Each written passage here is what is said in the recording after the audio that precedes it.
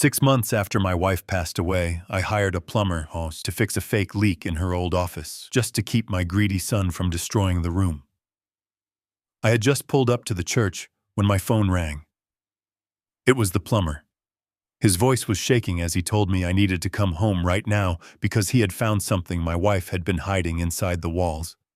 Then he dropped his voice to a frantic whisper and warned me to come alone. When I got there, I froze at what I saw. Before I continue this story, let me know where you are watching from in the comments below. Hit like and subscribe if you have ever had to protect the legacy of someone you love from the very people who should respect it most. The sound of ripping paper echoed through the hallway of the house I had called home for 40 years. It was a brutal tearing sound, like someone ripping the pages out of a family history book. I stood at the bottom of the oak staircase watching my son Bradley and his wife Monica pull down the imported silk wallpaper my late wife Cynthia had painstakingly chosen a decade ago.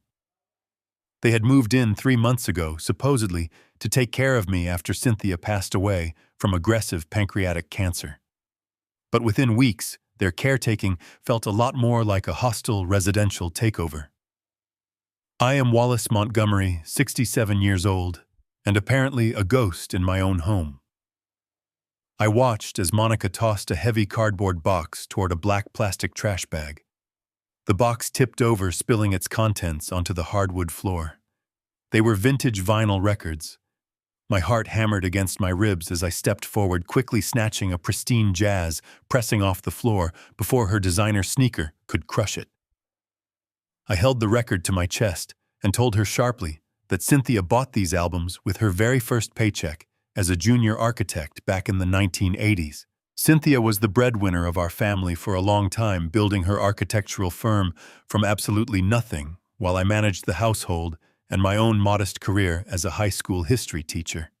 She cherished these records as proof of her first real independent triumph. Monica just rolled her eyes and sighed loudly, muttering something about hoarding useless, dusty junk. That was when Bradley descended the stairs, wiping drywall dust on his expensive jeans. He looked at me with that patronizing smirk he had perfected over the years. He told me in a voice you would use for a confused toddler that my memory was slipping and that I needed to learn how to let go of the past. He placed a heavy hand on my shoulder, a gesture that felt more like a physical restraint than a loving embrace. Then he dropped the real bomb. He announced casually that tomorrow morning his private contractors were coming to gut Cynthia's locked home office at the end of the hall.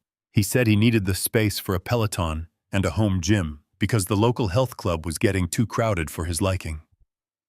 He looked around the hallway and said it was his house now anyway, and it was time to modernize the depressing atmosphere. Panic flared hot in my chest. Cynthia's office had been locked since the day she died. She had made me promise to leave it untouched until I was ready to sort through her drafting tables and endless building blueprints. The thought of Bradley's crude contractors tearing into her sacred space with sledgehammers made me physically sick. I knew I had to buy time. I had to stop the demolition before it started. I forced my breathing to steady and looked Bradley directly in the eye. I lied. I told him he could not tear down the drywall in the office tomorrow because I had noticed a severe water stain spreading behind the baseboards earlier that week. I told him the internal pipes were leaking, and I had already scheduled an emergency plumber to come out this morning to tear open the wall and assess the water damage. Bradley's smirk vanished entirely, replaced by a look of deep irritation. He scoffed loudly, running a hand through his perfectly styled hair. He immediately launched into a lecture, calling me financially incompetent. He demanded to know why I was wasting money on expensive emergency weekend rates when he could have just had his cheap contractors patch it up during the demolition process. He reminded me yet again that I was living on a fixed pension and that if it were not for him stepping in to manage the estate, I would probably be totally bankrupt by now. The irony tasted like bitter ash in my mouth. He was the one driving imported sports cars, while living rent-free in a house my brilliant wife paid for. Monica checked her diamond-studded watch and complained that the construction dust was ruining her pores. She grabbed her leather handbag and announced she was heading to the luxury day spa downtown for a mud wrap and a massage. She looked at me coldly and told me to just stay out of the plumber's way and make sure he did not track dirty mud on the expensive Persian rugs in the foyer. Bradley grabbed his leather briefcase, muttering about a crucial business meeting he could not miss with some private equity investors. Within 10 minutes, the heavy front door slammed shut, leaving me alone in the sudden, suffocating silence of the house. Half an hour later, a white panel van pulled into the circular driveway. It was Pete Reynolds, a local independent plumber I had known for nearly 15 years. Pete was a good, honest family man who had done the plumbing work when Cynthia first expanded our kitchen back in the day. I met him at the door and led him down the long hallway toward the locked office. I turned the brass key in the heavy oak door, and the familiar scent of Cynthia's drafting paper and faint lavender perfume hit me like a physical blow. I pointed to a random corner behind her large mahogany desk and told Pete I suspected a slow, hidden leak behind the drywall right there. I felt terribly guilty for lying to a good man, but I handed him a $50 bill right off the bat and told him to take his time investigating. I explained that I needed to clear my head and that I was heading down to the community church for my weekly senior support group. I told him to just lock the front door if he finished before I got back. Pete smiled, warmly took off his canvas work cap, and promised he would take good care of the place. I walked out to my old sedan, the only car I was allowed to drive these days, without Bradley constantly criticizing my insurance rates. I drove the familiar route to the church, watching the autumn leaves blow across the quiet suburban streets. I just needed 1 hour of peace. 1 hour away from the constant belittling and the suffocating toxic presence of my son. I pulled into the church parking lot and put the car in park. I was just reaching for the door handle when my cell phone vibrated violently in the cup holder. The caller ID showed it was Pete. I answered, expecting him to tell me he could not find a single drop of water. Instead, his voice came through the speaker, shaking and totally breathless.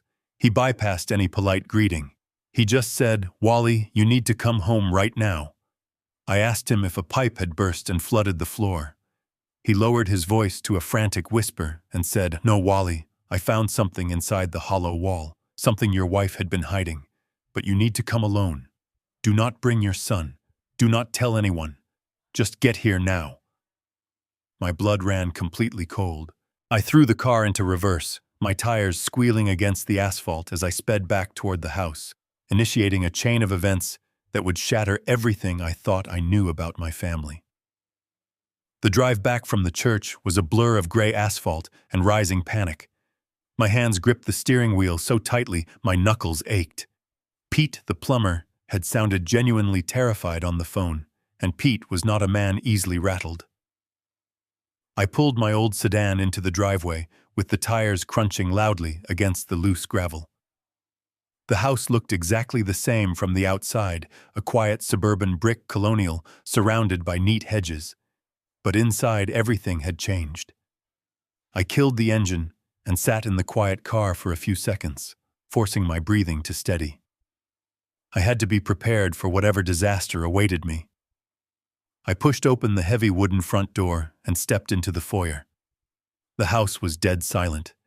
There were no sounds of construction and no humming power tools. The only smell was the lingering scent of drywall dust and Monica luxury floral perfume. I walked down the long hallway toward my late wife's office. Each step felt incredibly heavy, as if gravity itself was trying to keep me away from that room. I found Pete standing completely still in the center of the office. He had already packed all his heavy wrenches and pipes back into his canvas tool bag. His usually ruddy face was pale, and a thin layer of sweat coated his forehead. He looked at me with wide eyes and swallowed hard. He pointed a trembling finger toward the far wall just behind where Cynthia used to keep her massive oak drafting table. The drywall there had been neatly cut open, revealing a dark, hollow space between the wooden load-bearing studs. I asked him what happened, trying to keep my own voice from shaking. Pete wiped his hands nervously on his denim overalls and took a step back toward the door. He told me he was just tapping the wall looking for the damp spot I had lied about.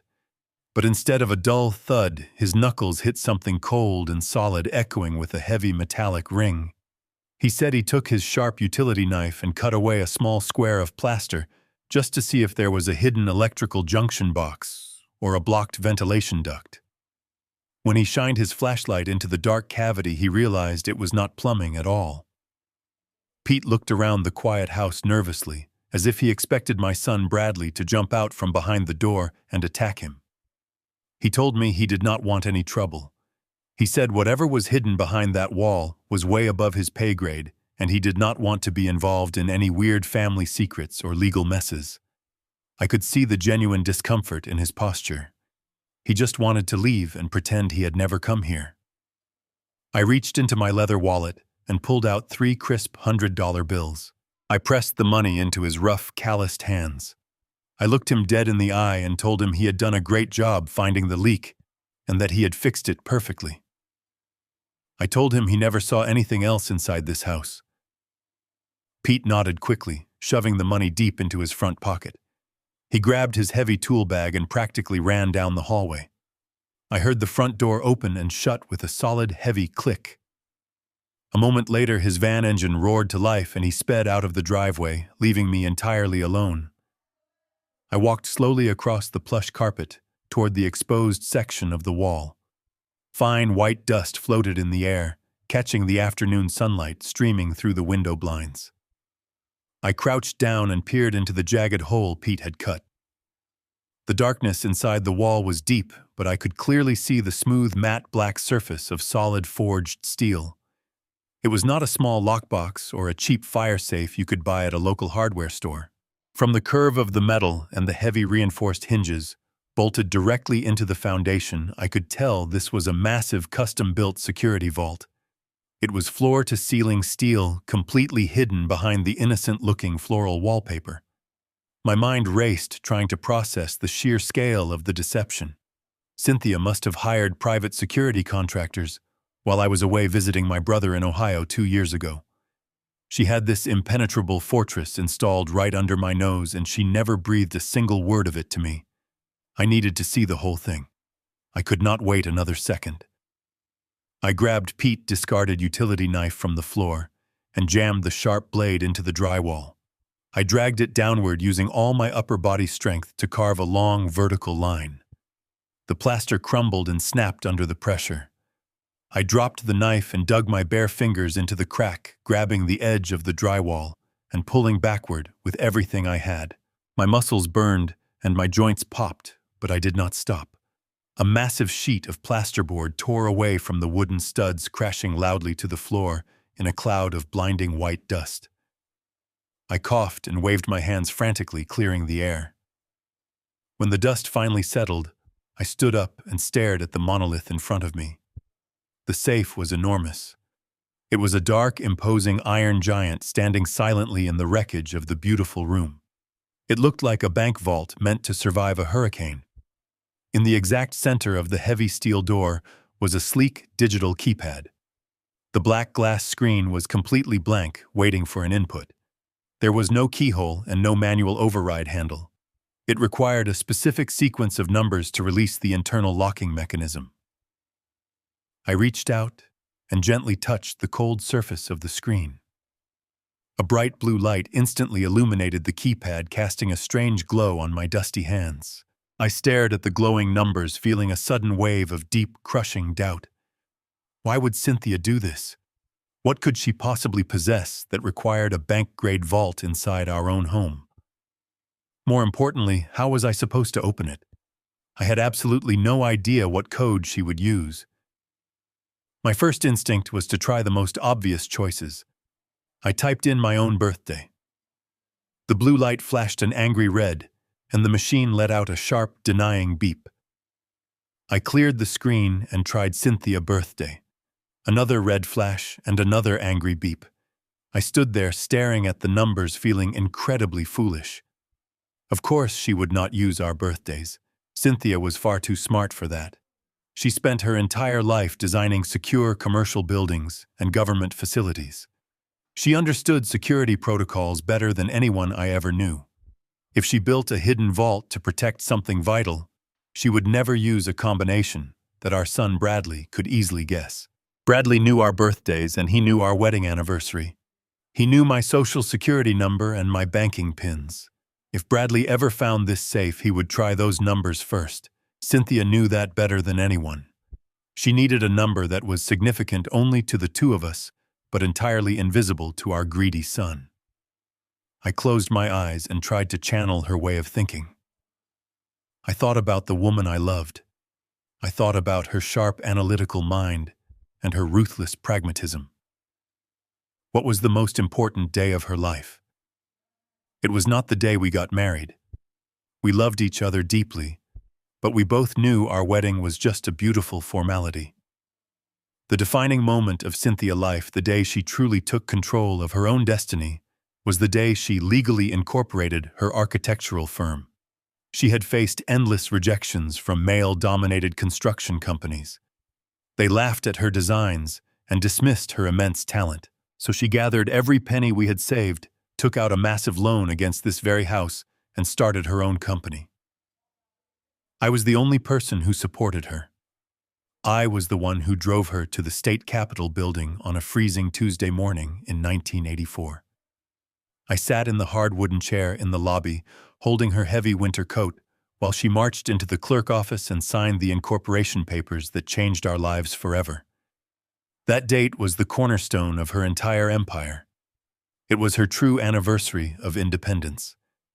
Bradley did not even know the exact year she started the company, because he was too busy spending the money she earned to care about how she built her legacy. But I knew.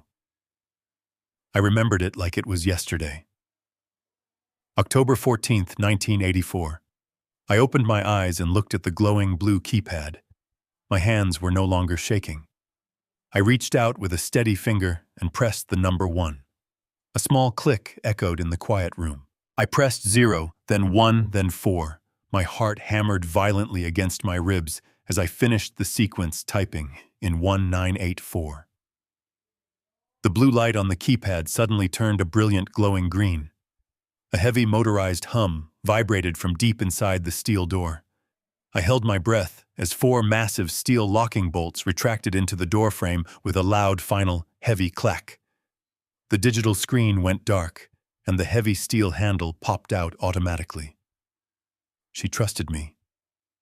Even from beyond the grave, she knew I would remember the day we risked everything to build her dream. She knew I paid attention to the details that our son ignored. I grabbed the cold steel handle and pulled backward with all my weight. The heavy door swung open on perfectly oiled, silent hinges, revealing the dark interior. The air inside the vault rushed out, carrying the distinct smell of fresh paper and dried ink.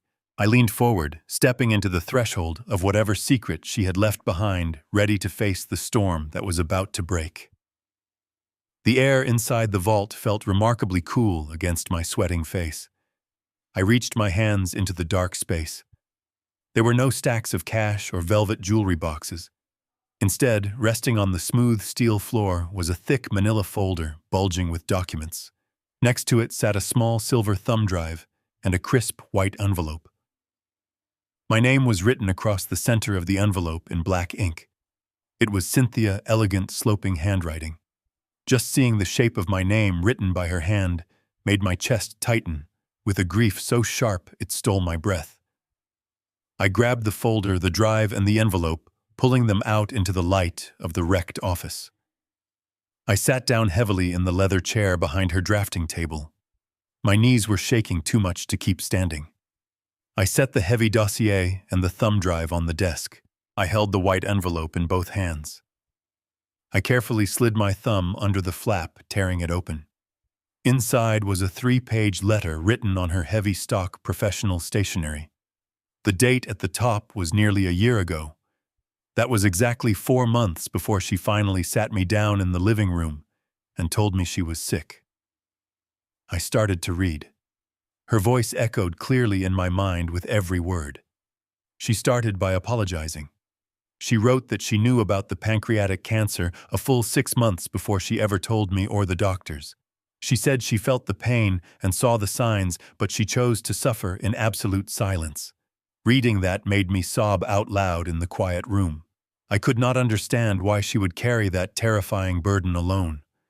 Why she would shut me out when I would have done anything to comfort her. But the next paragraph answered my question with a truth so brutal it made my blood run cold. Cynthia wrote that she did not hide her illness to protect my feelings. She hid it because she needed time. She needed a head start to protect my actual life. She explained that shortly before her diagnosis, she had noticed strange discrepancies in some of our joint bank accounts. Small withdrawals and strange credit inquiries. Because she was a meticulous architect, she started digging into the numbers. What she found was a nightmare. Our son Bradley was not just bad with his money. He was entirely broke and drowning in debt. And it was not standard credit card debt. Bradley had taken massive loans from unregulated private equity lenders to fund his lavish lifestyle and his failing business ventures. These were dangerous men who demanded immediate repayment, and they were threatening to destroy him. I gripped the edges of the letter so tightly the paper crumpled. My own son was in bed with financial predators. But Cynthia's next words hit me even harder.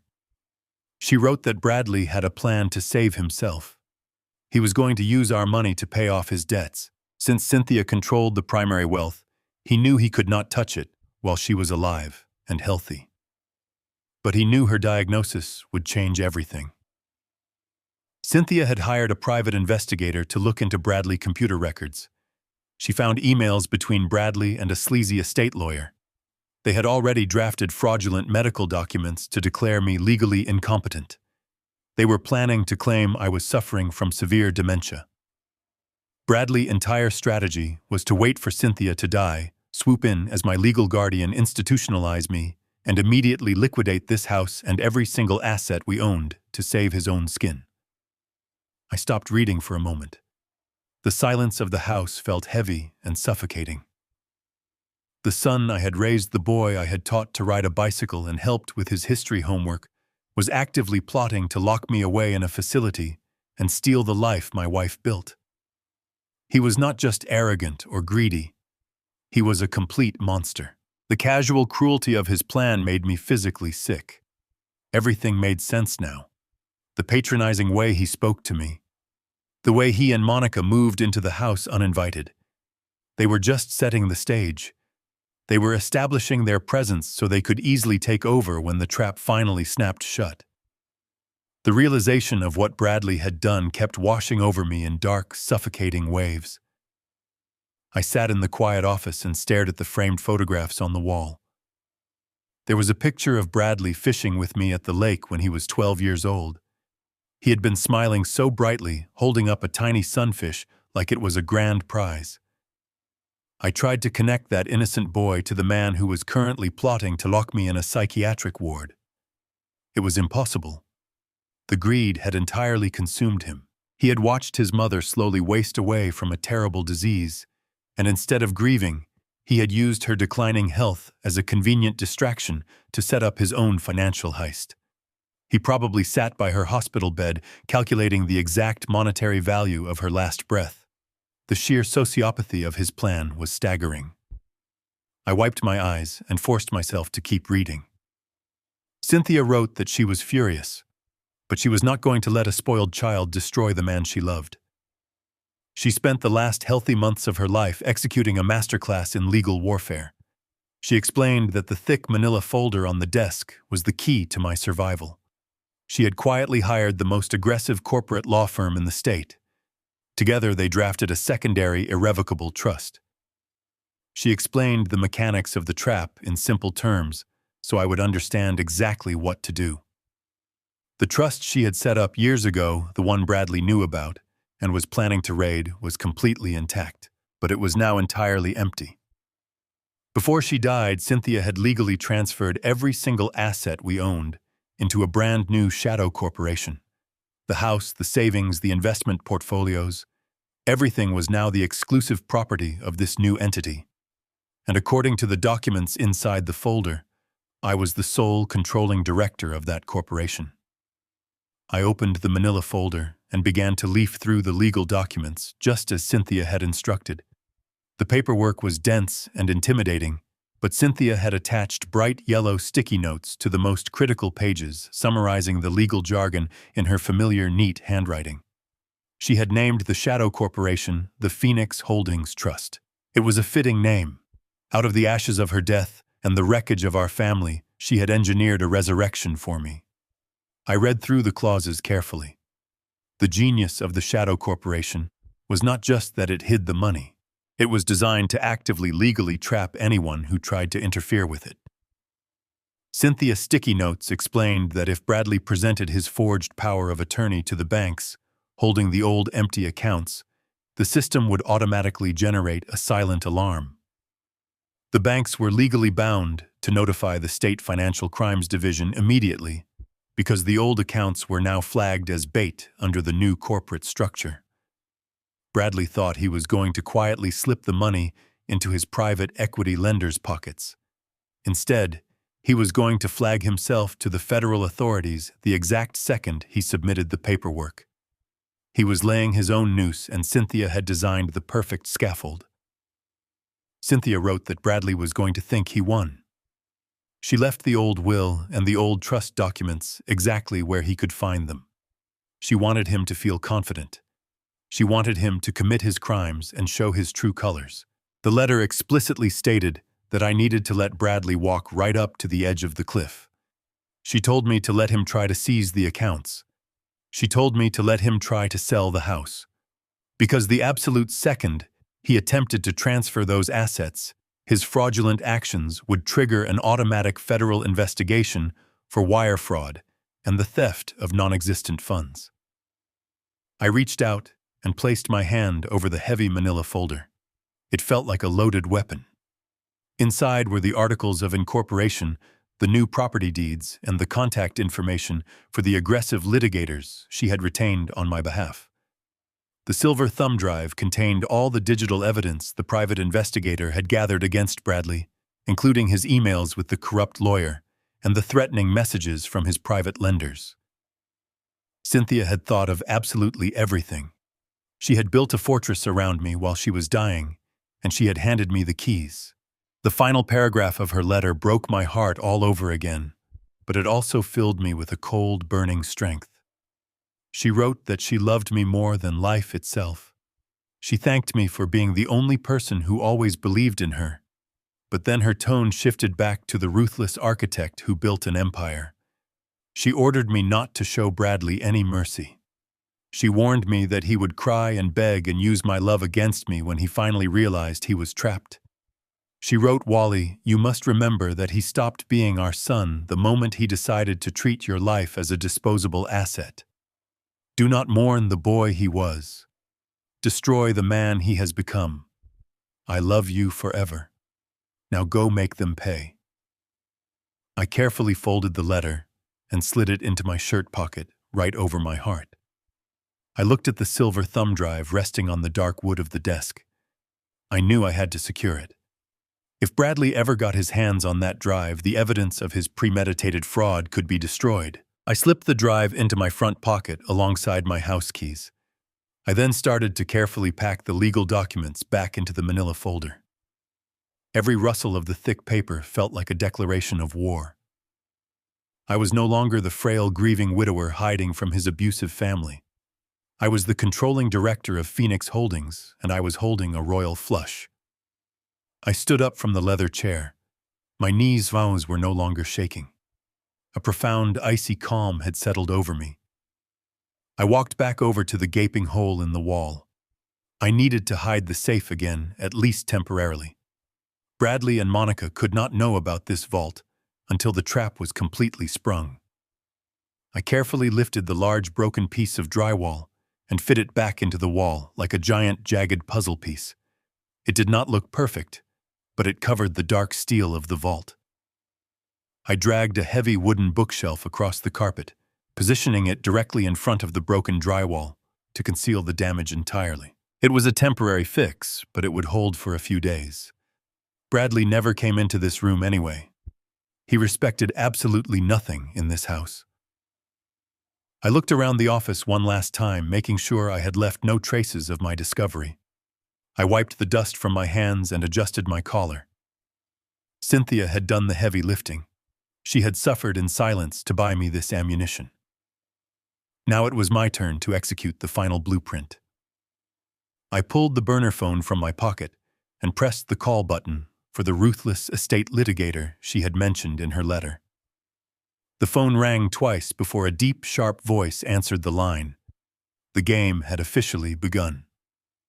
I felt an incredible surge of triumph coursing through my veins as I placed the heavy manila folder down on the drafting table. The crushing weight of grief and the suffocating feeling of victimhood that had been drowning me for the past 6 months was suddenly gone. Cynthia had given me the ultimate weapon from beyond the grave. I was no longer a helpless old man waiting to be discarded by his own flesh and blood. I was the architect of my own salvation. But before I picked up the black burner phone to call the corporate litigator she had recommended, I decided I needed to check my personal checking account. I wanted to see exactly how much liquid cash I had available to pay Mitchell Reed his initial retainer fee. I left the secret office, making sure the heavy oak door was firmly locked behind me, and walked down the hallway to the kitchen. The house was still completely silent, but the silence no longer felt oppressive or lonely. It felt like the quiet anticipation before a storm that I was finally going to control. I walked over to the kitchen island and opened my small silver laptop, waiting impatiently for the system to boot up. I navigated to the website of our primary banking institution. This was the bank that held my retirement pension, my monthly Social Security deposits, and the modest savings I had built from my long career as a high school history teacher. I carefully typed in my username and my password. My fingers moved quickly across the plastic keys, fueled by a new sense of purpose and clarity. I pressed the enter button and leaned back on the wooden kitchen stool, waiting for the familiar dashboard to load. But the screen did not show my account balances. It did not show my recent transactions or my direct deposits.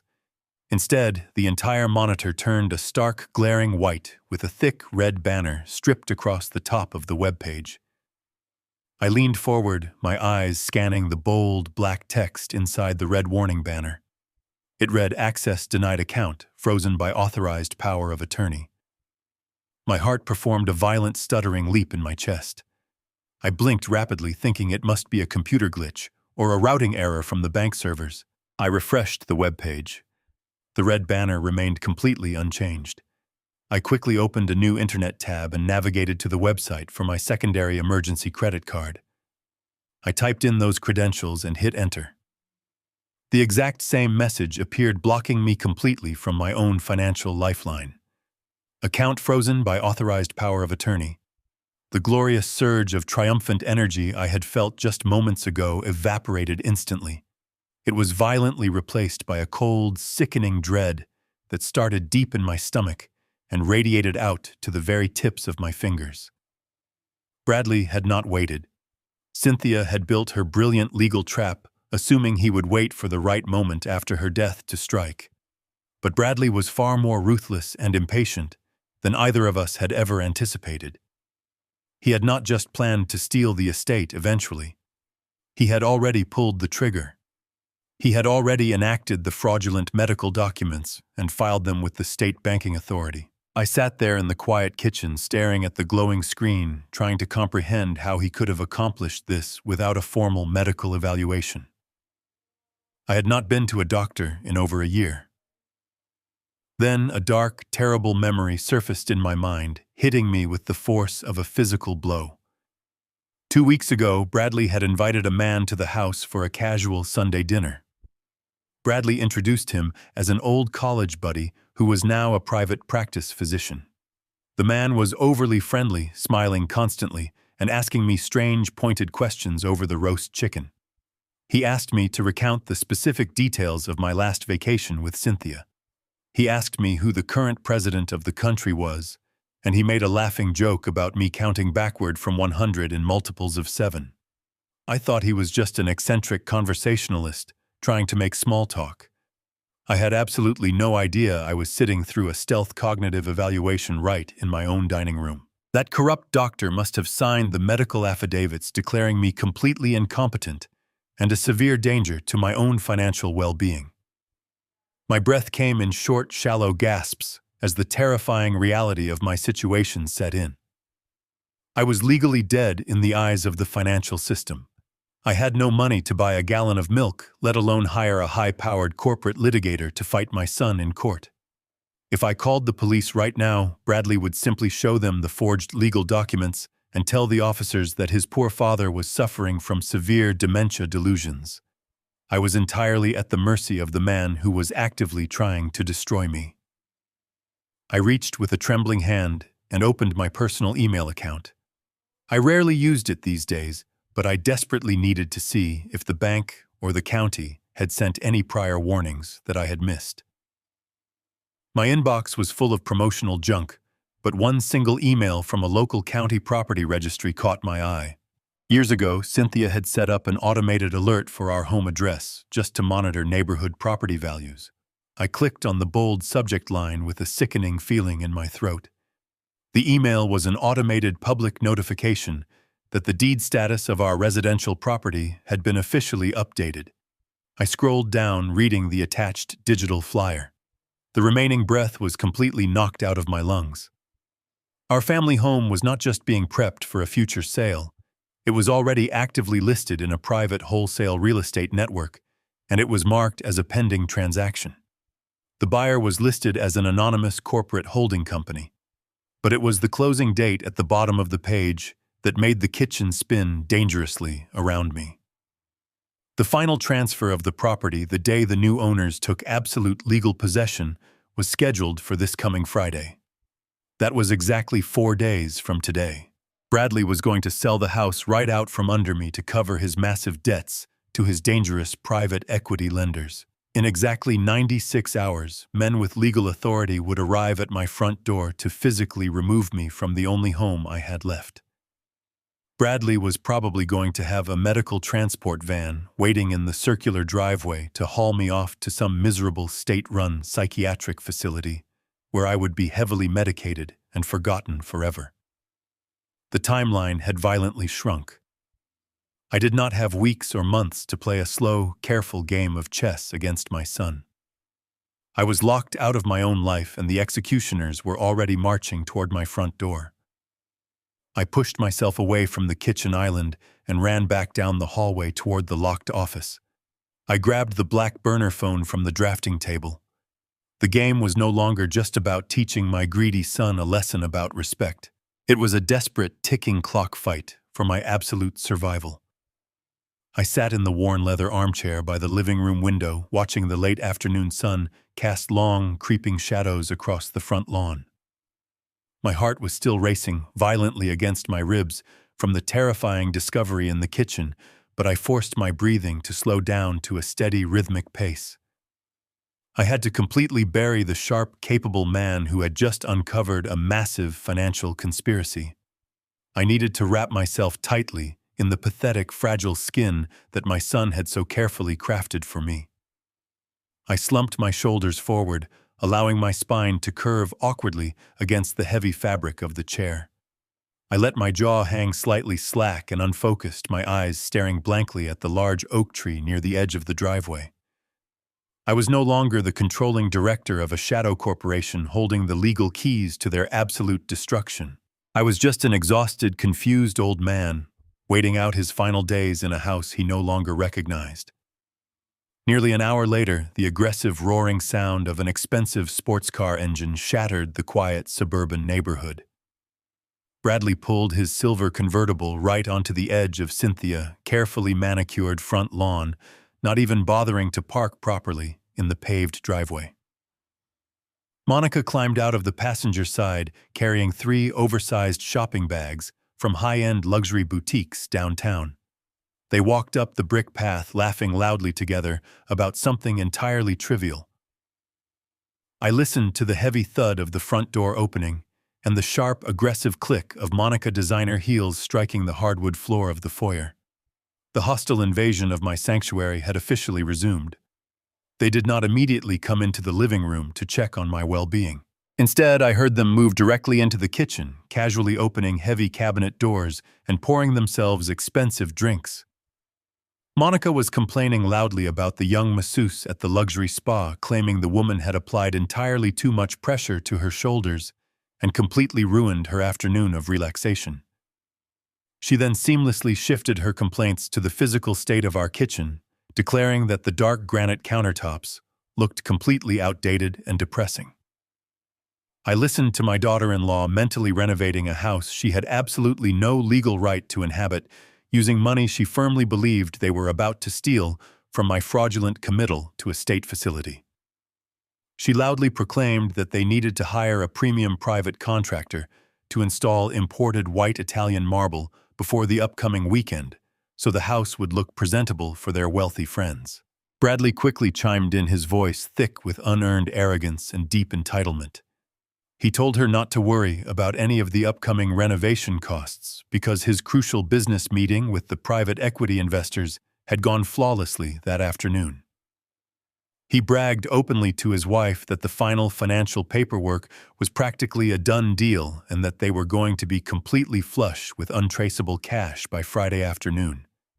He actually laughed a sharp, cruel sound that echoed down the hallway and said the clueless old man would not even know what hit him when the moving trucks finally arrived. Hearing my own flesh and blood openly celebrate the total destruction of my life while standing less than 20 feet away from me required a level of supreme physical and mental control I never knew I possessed.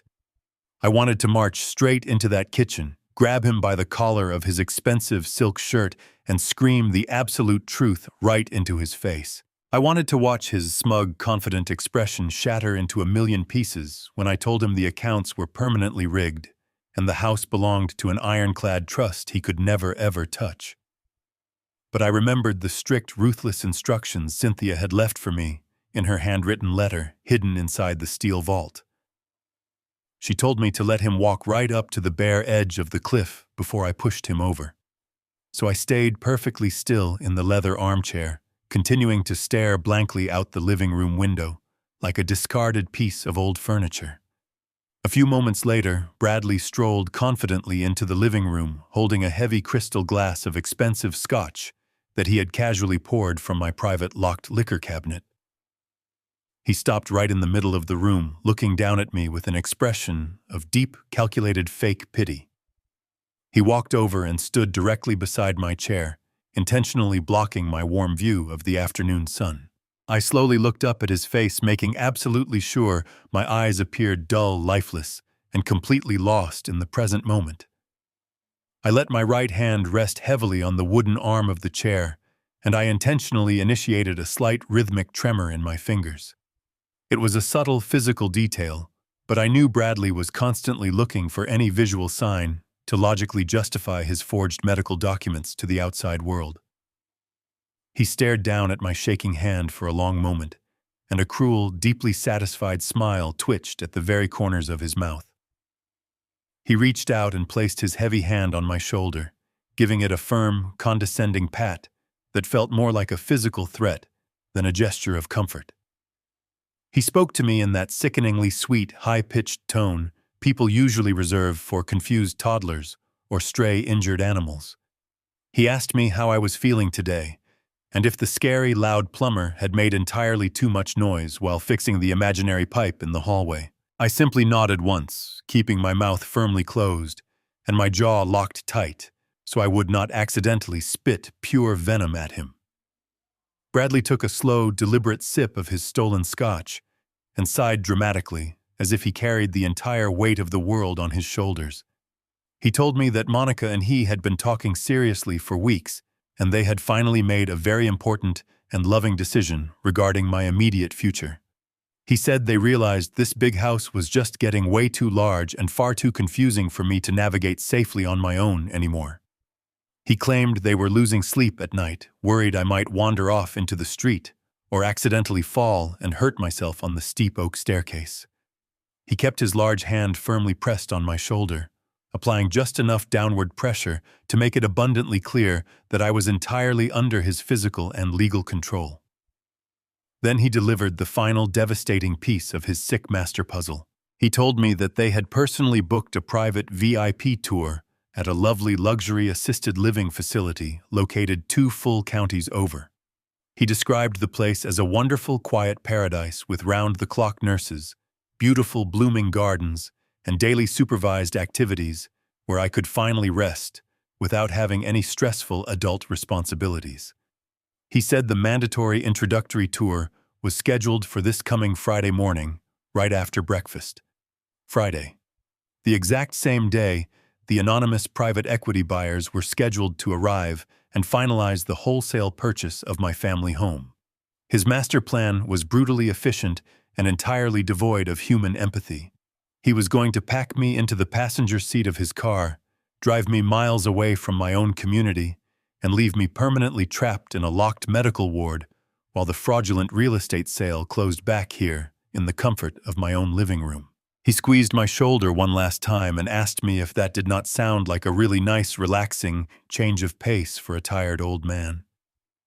I looked slowly up into the cold, dead eyes of the boy I had raised and protected for his entire life. The sheer magnitude of his betrayal was absolutely staggering, but it was matched only by the sheer magnitude of his absolute, blinding stupidity. He truly and deeply believed he was the smartest person in the room. He believed he had successfully outmaneuvered his brilliant architect mother and completely neutralized his helpless retired father. He had absolutely no idea he was standing in a house he did not legally own, drinking imported liquors from he could not afford, and actively celebrating a massive financial victory that was mathematically and legally impossible to achieve. The boiling rage inside my chest was a living, breathing thing, threatening to claw its way right up my throat and expose my true strength. But I swallowed the anger down, burying it deep beneath the flawless facade of the broken, defeated old man. I stopped the fake physical tremor in my right hand and slowly let my head droop forward toward my chest, as if I simply lacked the basic physical energy to argue with his brilliant logic anymore. I gave him exactly what he desperately needed to see to permanently seal his own grim fate. I murmured a very quiet, incredibly tired, "Okay," to the empty room. Bradley patted my shoulder one last time, his dark mission fully accomplished. He turned around without another word and walked happily back toward the kitchen, whistling a cheerful, upbeat tune to join his waiting wife. I sat completely alone in the fading gray light of the living room, listening to them toast their glasses and celebrate my absolute demise. My silence was not an act of submission or defeat. It was the deliberate loading of a heavy weapon. I had exactly 3 days left to survive this agonizing psychological performance, but I knew exactly how this entire story was going to end. On Friday morning, I was certainly not going to be the one taking a permanent, miserable trip away from this beautiful house. The grandfather clock in the downstairs hallway chimed 12 times. Each heavy gong resonated through the floorboards of my bedroom.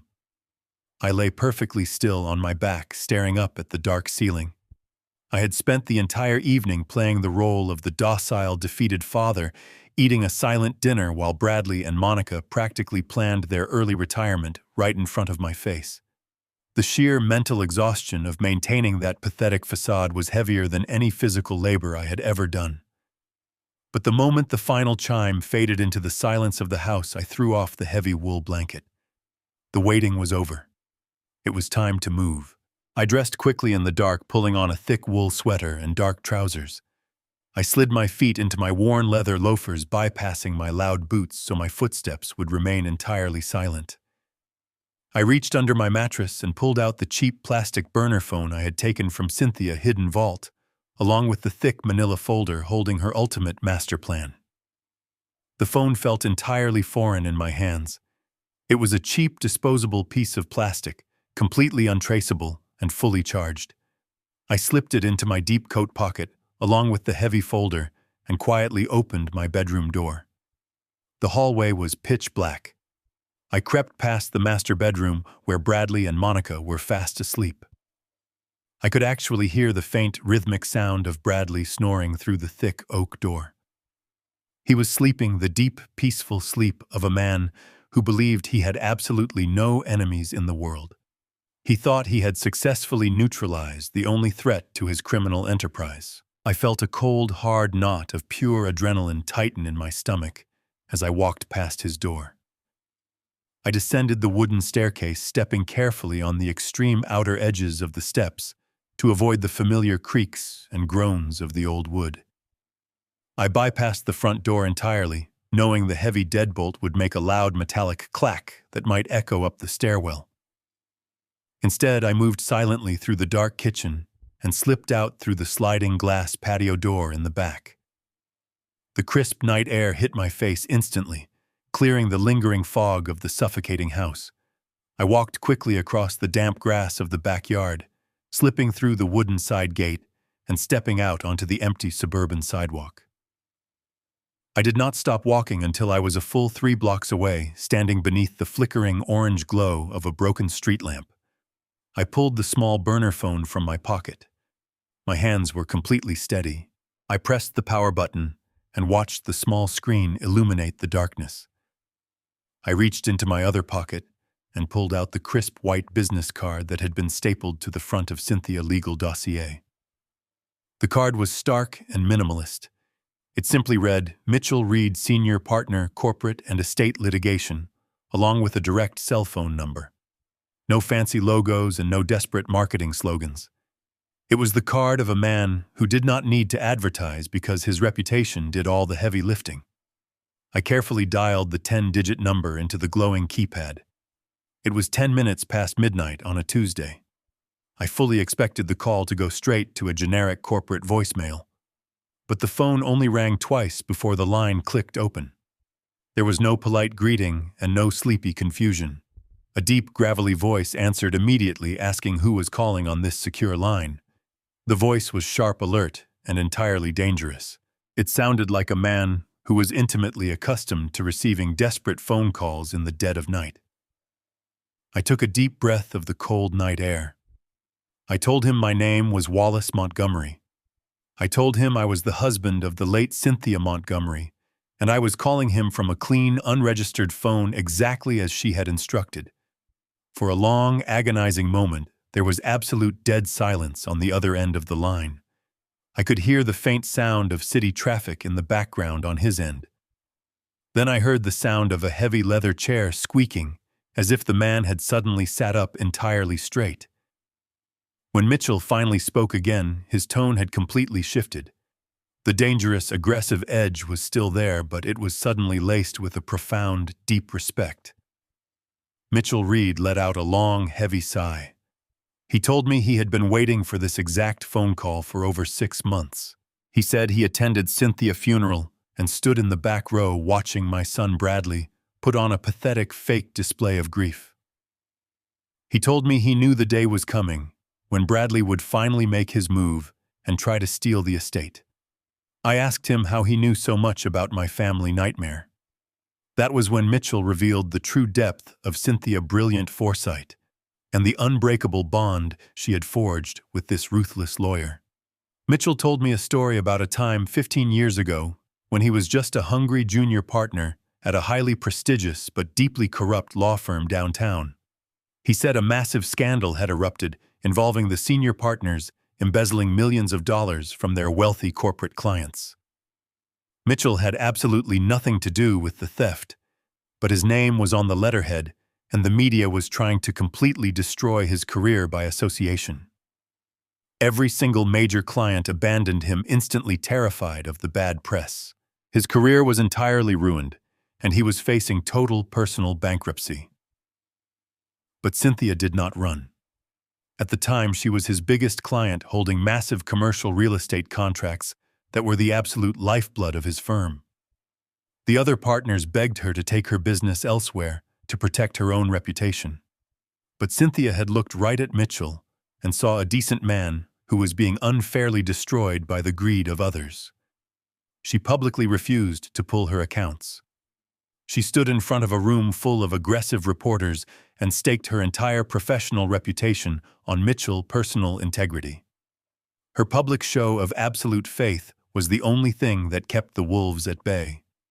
She single-handedly saved his career, his firm, and his life. Mitchell's voice grew incredibly quiet over the phone.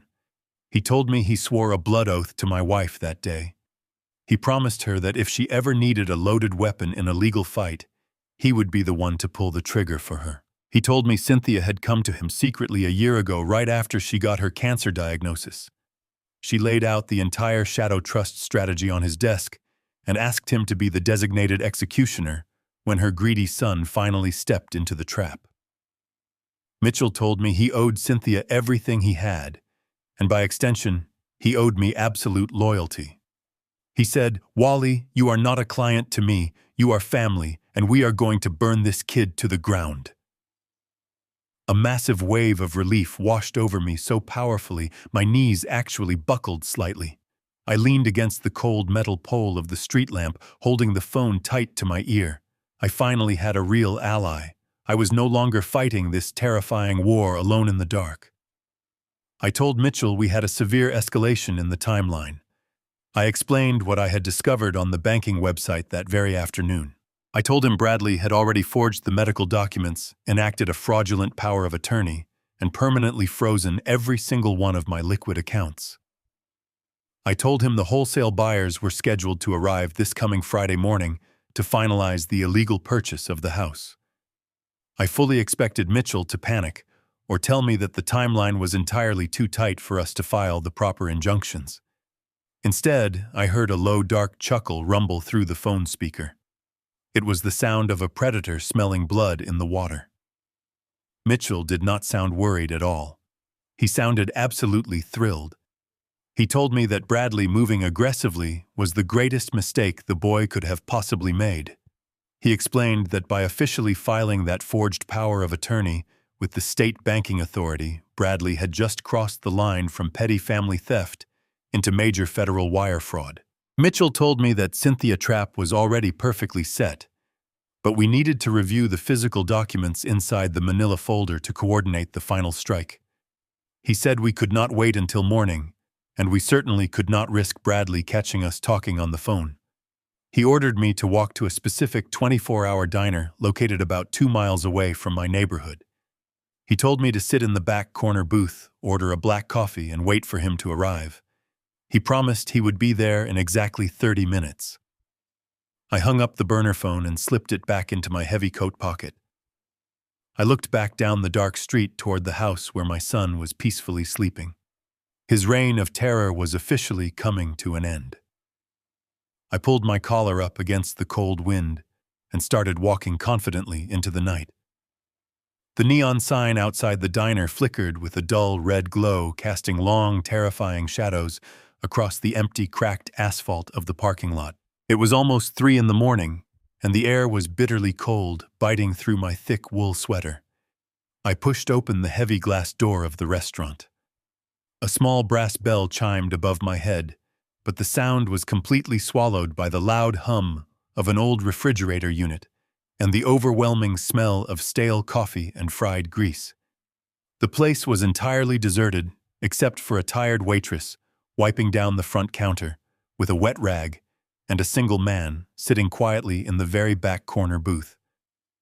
I knew it was Mitchell Reed immediately. He did not look like a man who had been dragged out of his warm bed in the middle of the night.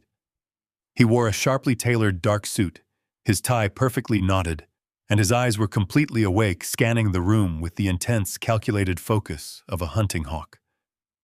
I walked over slowly and slid into the cracked vinyl booth directly across from him.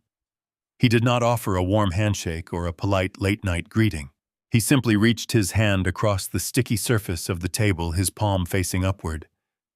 I reached into my deep coat pocket, pulled out the heavy manila folder and the small silver thumb drive, and placed them directly into his waiting hand. Mitchell ordered a black coffee from the approaching waitress and waited in absolute silence until she walked away back to the kitchen before he opened the folder. I watched his dark eyes track back and forth across the thick legal pages, He read with terrifying speed, absorbing the dense corporate jargon like he was reading a simple children's book. Every few minutes he would pause, flip back to a bright yellow sticky note Cynthia had written in her elegant handwriting, and let out a low, quiet whistle of pure professional admiration. He then plugged the silver thumb drive into a sleek black tablet he had brought with him. He swiped through the digital files my wife had painstakingly gathered, reading the frantic emails between my son Bradley and the corrupt medical evaluator. I sat there, in total silence, gripping my warm ceramic coffee mug, letting the hot steam hit my face. I watched this ruthless corporate litigator process the sheer brilliance of the trap Cynthia had built from her deathbed. When Mitchell finally closed the heavy folder and turned off his glowing tablet, he leaned back against the red vinyl booth and let out a long, heavy sigh. He looked right at me and said, "Your wife was an absolute genius, Wally." He said he had seen Fortune 500 companies with weaker corporate defense structures than the shadow trust she had quietly engineered. He confirmed that the Phoenix Holdings Corporation was completely bulletproof. Every single asset I owned, including the house, the savings, and the retirement accounts, was legally locked away behind a massive wall of titanium. But then his face hardened, and the slight respectful smile completely disappeared from his lips. He leaned forward, resting his elbows on the table, and lowered his voice to a dangerous whisper. "Mitchell told me that while Cynthia had built a perfect, impenetrable fortress, my son Bradley had dug himself a grave far deeper and far darker than we had originally thought." He tapped his index finger against the silver thumb drive. He told me he recognized the names of the private lenders Bradley was currently dealing with. They were not some local community bank or a standard Wall Street investment firm. They were a highly aggressive offshore private equity group known for completely gutting vulnerable companies and ruining the personal lives of their desperate debtors. Mitchell explained the terrifying reality of the situation. Bradley had essentially leveraged a massive bridge loan using the fraudulent promise of my estate as absolute collateral.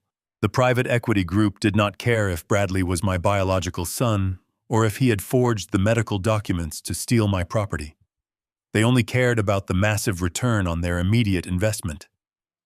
Mitchell told me that these men played for keeps and they did not operate within the normal bounds of civil society. He said if Bradley did not deliver the clean legal title to my house and transfer the liquid funds by this coming Friday afternoon, they would not just sue him in civil court. They would completely and utterly destroy him. They would legally seize his failing business.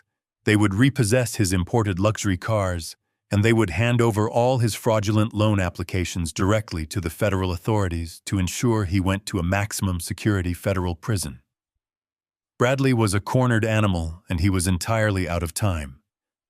That was exactly why he was pushing the fraudulent sale of the house so aggressively.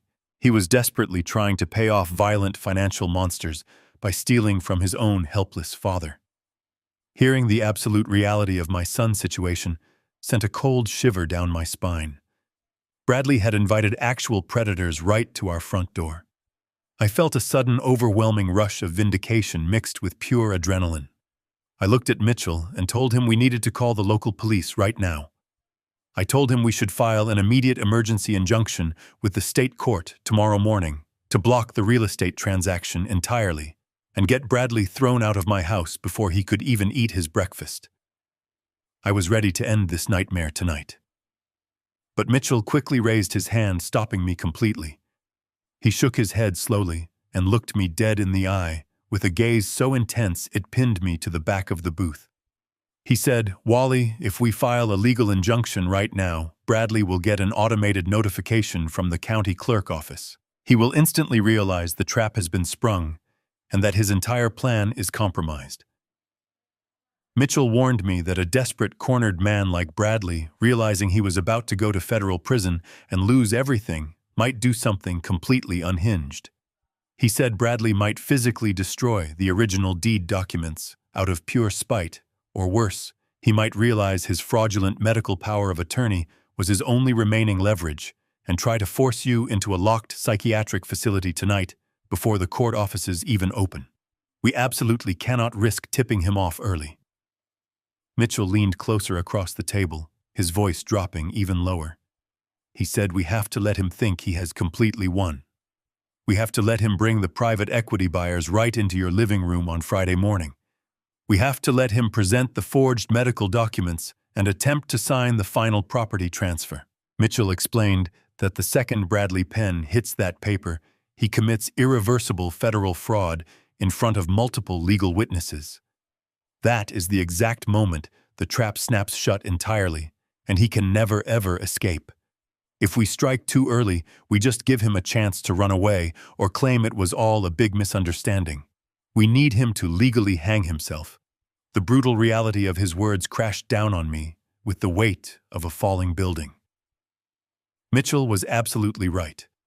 To completely destroy Bradley and ensure he could never ever threaten me again, the final crime had to be executed perfectly out in the open.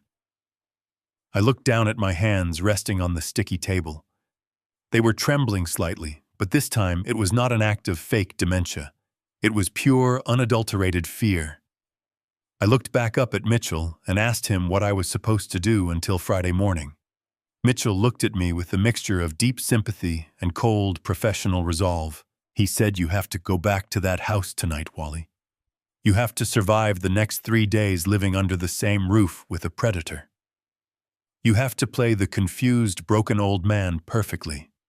You have to endure every single insult, every condescending pat on the shoulder, and every cruel joke.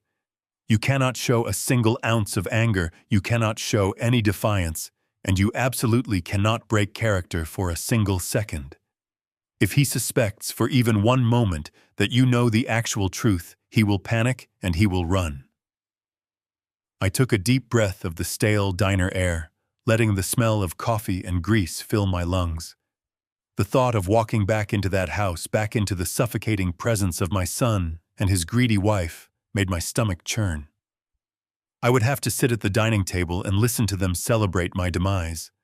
I would have to watch them pack away my wife's belongings and plan renovations with money they were never going to see. I had to become a ghost in my own life just a little bit longer. But then I thought about Cynthia. I thought about her sitting alone in doctors' offices receiving terrible news and choosing to suffer in absolute silence just to buy me enough time to build this weapon. She had endured unimaginable physical pain to protect me. I could certainly endure 3 more days of psychological torture to honor her final wish. I slowly nodded my head. I told Mitchell I would be ready on Friday morning. I told him I would play the part flawlessly and let Bradley walk himself right to the edge of the cliff. Mitchell smiled a thin, dangerous smile. He reached into his briefcase and pulled out a small black audio recording device. He slid it across the table, telling me to keep it hidden in my pocket and record every single conversation Bradley had over the next 3 days. Every piece of arrogance, every boastful claim would just be another nail in his coffin. I took the device, slipping it safely next to the burner phone. I slid out of the vinyl booth and walked back out into the freezing night, leaving the ruthless litigator to prepare the final execution of my revenge. The game was no longer about defending myself. It was about surviving the wait. Thursday evening arrived like a slow-moving storm, covering the house in a suffocating atmosphere of fake celebration. Bradley and Monica had spent the entire day transforming Cynthia's beautiful home into a garish showroom for their wealthy friends. Strange men in crisp white shirts and black ties moved constantly through the hallway, carrying heavy silver trays of expensive catered food. The delicate scent of roasted lamb and rich, heavy sauces completely masked the familiar, comforting smell of the lavender polish my wife always used on the hardwood floors. Huge, elaborate arrangements of imported white orchids were placed on every available surface. I sat quietly in my leather armchair, watching this elaborate circus unfold, knowing exactly how it was being funded. Bradley had not suddenly come into money. He was actively draining the last available drop of credit from my emergency cards to throw a lavish party celebrating my forced exile from my own home. By 7 o'clock, the doorbell began to ring continuously. Bradley greeted his guests with a booming, arrogant voice, playing the role of the incredibly successful and deeply generous host. Monica paraded around the foyer in a brand-new designer silk dress, laughing loudly and accepting compliments on the stunning architecture of the house, as if she had laid the bricks with her own two hands. They invited a dozen of their shallow country club friends, people who looked at me with thin, tight smiles and eyes full of fake pity. But there were three men who arrived together who did not blend in with the rest of the laughing crowd. They wore dark, immaculate suits and moved with a cold, predatory stiffness. They did not compliment Monica's dress or marvel at the flower arrangements. Instead, their sharp eyes scanned the high ceilings, the custom molding, and the expensive artwork on the walls. They looked at my house exactly the way a butcher looks at a heavy piece of meat. These were the private equity investors Mitchell had warned me about. They were the financial monsters Bradley owed his life to, and they were here to personally inspect their new collateral. I was escorted into the formal dining room and placed at the far end of the long mahogany table. It was the exact seat where I had carved Thanksgiving turkeys for 3 decades, but tonight it felt like sitting in the prisoner box at a trial. Bradley stood at the absolute head of the table, holding up a heavy crystal flute filled with golden, bubbling champagne. He tapped a silver spoon against the glass, commanding the attention of the entire room. He raised his glass high and announced a toast to new beginnings and to making difficult but necessary family choices. He looked directly down the length of the table at me. He told the silent room that it broke his heart to see my mind slipping away so quickly, but that he and Monica were fully committed to providing me with the best possible care in a secure facility starting tomorrow morning. He actually managed to force a single fake tear to the corner of his eye. The country club friends murmured their deep sympathies, praising Bradley for being such a devoted and selfless son. Beneath the heavy mahogany table, my left hand rested quietly on my lap, hidden completely from view by the thick white tablecloth. I reached over with my right index finger and tapped the smooth glass face of my smartwatch. A tiny application launched silently on the dark screen, and a microscopic red dot began to blink slowly, indicating that the microphone was actively recording. I made sure my sleeve was pulled down tight to hide the device. I was not just going to survive this humiliating dinner. I was going to capture every single lie, every boastful claim, and every piece of criminal evidence necessary to send my son to a federal prison. The caterers began to serve the main course, placing heavy porcelain plates of expensive food in front of the guests. The room filled with the sound of clinking silver and loud, cheerful conversation. That was when Monica stood up from her chair, located right next to Bradley. She reached down and picked up something brightly colored from a side table. She walked slowly down the length of the dining room, her high heels clicking sharply against the hardwood floor. The conversation around the table naturally faded as the guests turned to watch her. She stopped directly behind my chair and let out a loud, exaggerated sigh. Monica held up a large plastic adult bib decorated with a ridiculous cartoon pattern. She leaned over my shoulder, speaking in a sickeningly sweet voice that was loud enough for every single person in the room to hear clearly. She said, "We just need to put this on you, Wally, in case you have another one of your clumsy little accidents." She said the catering was simply too expensive to ruin with spills, and they could not risk me staining my nice clothes before my big move tomorrow. A hot flash of pure, absolute rage ignited in the center of my chest. It took every single ounce of willpower I possessed not to stand up, tear the plastic out of her hands, and throw her out of my dining room. My jaw locked so tightly my teeth ached. But I remembered the cold, dark words Mitchell had spoken in the diner. I had to let them think they had won. I had to play the broken man. So I let my shoulders slump forward, perfectly imitating the posture of a deeply confused and helpless elder. I did not raise my hands to stop her. I simply stared blankly at my empty dinner plate. Monica reached around my neck and tied the plastic strings tight. She patted me firmly on the head like a disobedient dog and walked proudly back to her seat. A few of the guests let out uncomfortable little laughs, while others shook their heads, whispering about how tragic it was to see a man deteriorate so badly. Bradley just grinned, taking another massive gulp of my stolen champagne.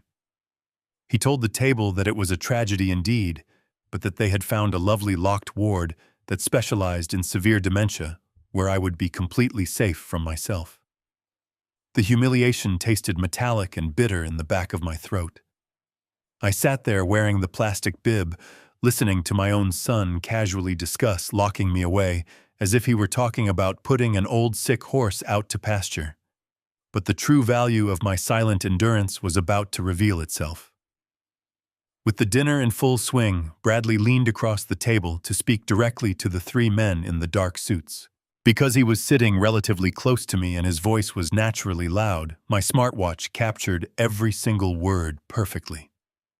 The lead investor, a man with slicked-back silver hair and cold, dead eyes, asked Bradley if all the legal paperwork for the property transfer was finalized for tomorrow morning. He stated clearly that his firm was not in the business of granting extensions and that the outstanding bridge loan needed to be satisfied immediately. Bradley waved his hand dismissively, projecting absolute arrogance. He told the investor not to worry about a thing. Bradley stated clearly on the recording that he had full medical power of attorney signed by a doctor, declaring me legally incompetent. He bragged that he had absolute control over the estate, and that the deed transfer would be signed, sealed, and delivered by 10:00 tomorrow morning, without any interference from the state. The silver-haired investor nodded slowly, taking a sip of his wine. He asked Bradley if the old man was going to be a problem during the signing. Bradley let out a cruel, sharp laugh that echoed perfectly into the microphone on my wrist. Bradley told the men that I would be heavily medicated and strapped into the passenger seat of his car before the notary even arrived. He said the property was completely free and clear, and the funds would hit their offshore accounts by noon. It was a perfect, uninterrupted confession of premeditated elder abuse and federal wire fraud delivered straight to a recording device. The dinner dragged on for another agonizing hour. They ate the expensive food and drank bottle after bottle of the vintage wine Cynthia and I had collected over the decades. I sat in absolute silence wearing the degrading plastic bib, staring at the table.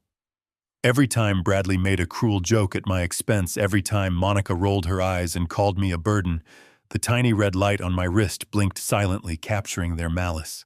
My physical body was trapped in a room full of arrogant predators, but my mind was completely free and entirely focused on the morning.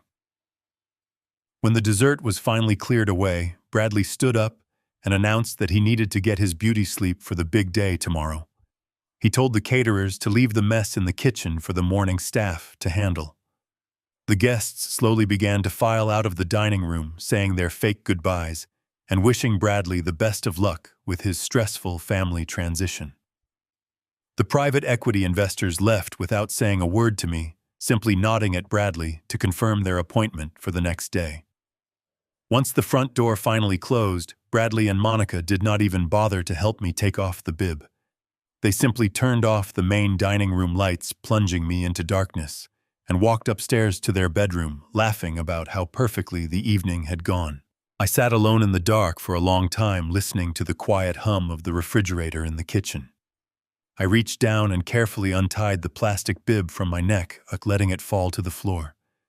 I tapped my smartwatch, ending the recording and saving the audio file deep into the encrypted memory. The humiliation had been excruciating, a deep burning cut to my pride and my dignity. But the pain was entirely temporary. The trap was now fully loaded, and my son had just willingly placed his head right inside the jaws. I stood up from the mahogany table, leaving the dirty plates and the empty crystal glasses behind. I walked slowly upstairs to my bedroom, feeling a profound, dark sense of peace. Tomorrow was Friday. Tomorrow the facade would drop, and the execution would begin. The extravagant dinner was stretching into its second agonizing hour. The private equity investors had finished their roasted lamb and were leaning back in their chairs, drinking my vintage wine. Bradley was completely intoxicated, by his own perceived brilliance. He was holding court at the head of the table, laughing loudly and telling completely fabricated stories about his successful business ventures. I sat frozen in my chair at the opposite end of the mahogany table. My plastic bib was still tied tight around my neck. The guests ignored me entirely, treating me like a broken piece of furniture that was scheduled to be thrown out in the morning. Then Bradley suddenly clapped his hands together with a loud, sharp sound that echoed off the high ceiling. He announced to the dark-suited men that he had procured a box of extremely rare imported cigars to properly celebrate their lucrative real estate transaction. He reached into the pocket of his tailored suit trousers and pulled out a heavy brass key. It was the key to Cynthia's private office. He told the men he kept the expensive humidor locked away in the back room to keep the temperature perfectly controlled. My heart completely stopped beating in my chest. The blood drained from my face, leaving my skin cold and clammy. Bradley turned his back to the dining room and began walking down the long hardwood hallway toward the locked office. My mind raced backward in time, reconstructing every single frantic movement I had made earlier that afternoon. I remembered pulling the heavy broken slab of drywall back into place over the dark steel vault. I remembered dragging the massive wooden bookshelf across the carpet to hide the jagged cracks in the wall. But then a terrifying image flashed in my mind with blinding clarity. I had been rushing. I had been terrified that someone would walk through the front door. I had completely forgotten to vacuum the floor. There was a thick, visible layer of pure white plaster dust scattered all over the dark mahogany baseboards and the dark blue woven carpet. It looked like a fresh layer of winter snow right in the middle of the room. If Bradley unlocked that door and flipped the bright overhead fluorescent lights, he would see the white dust immediately. He would walk over to the bookshelf and look behind it. He would see the broken drywall and the massive steel safe. The entire Shadow Trust operation would be exposed before the trap could close. He would realize I knew everything. He would absolutely destroy the silver thumb drive and burn the physical deeds before Friday morning ever arrived. The trap would completely fail, and I would be left with absolutely nothing. I listened to the heavy thud of his expensive leather shoes walking further down the hallway. He was getting closer to the office door. I had maybe 10 seconds before he inserted the brass key into the lock. I needed a distraction. I needed something so incredibly loud and so violently chaotic that it would force him to turn around and run back to the dining room immediately. I frantically scanned the area around my chair. My eyes darted across the elegant dining room looking for a weapon of mass distraction. Just to my right, a young catering waiter had set up a temporary serving station on a delicate antique wooden folding table. Resting directly on top of the fragile table was a massive, heavy silver tray. The tray was completely loaded with 3 dozen delicate crystal dessert glasses stacked in a tall, glittering pyramid. Next to the glasses sat a large porcelain bowl filled with a dark, sticky chocolate dessert sauce. It was a towering monument of expensive, fragile glass, balancing precariously on thin wooden legs. It was the perfect target. But to execute this plan, I had to willingly subject myself to a level of public humiliation that would completely strip away whatever tiny shred of dignity I had left. I had to become the absolute worst version of the pathetic burden they claimed I was. I took a deep breath, filling my lungs with the smell of roasted meat and expensive perfume. I waited until I heard the faint metallic jingle of the brass key sliding into the lock down the hall. I planted my feet firmly on the hardwood floor beneath my chair. I threw my entire upper body weight violently to the right side. I let my shoulder crash heavily into the edge of the antique wooden folding table. The impact sent a painful shockwave up my collarbone, but I pushed even harder, digging my leather shoes into the floor for maximum leverage. The wooden table groaned loudly and buckled under my weight. The massive silver tray tilted sharply upward. For a single agonizing second time seemed to slow down completely. I watched the tall pyramid of delicate crystal glasses shift and slide. Then gravity took over with absolute ruthless force. The entire tray slid off the table and crashed down onto the hardwood floor. The sound was absolutely deafening. It was an explosive, shattering crash that sounded like a bomb detonating inside the dining room.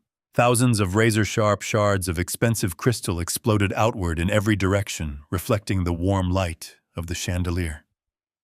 The heavy porcelain bowl shattered violently, sending thick, dark chocolate sauce splattering across the pristine white walls and ruining the expensive silk dresses of the wealthy guests sitting nearby. The dining room erupted into total, pure chaos. Women shrieked in absolute terror, jumping up from their chairs and frantically brushing glass shards from their laps.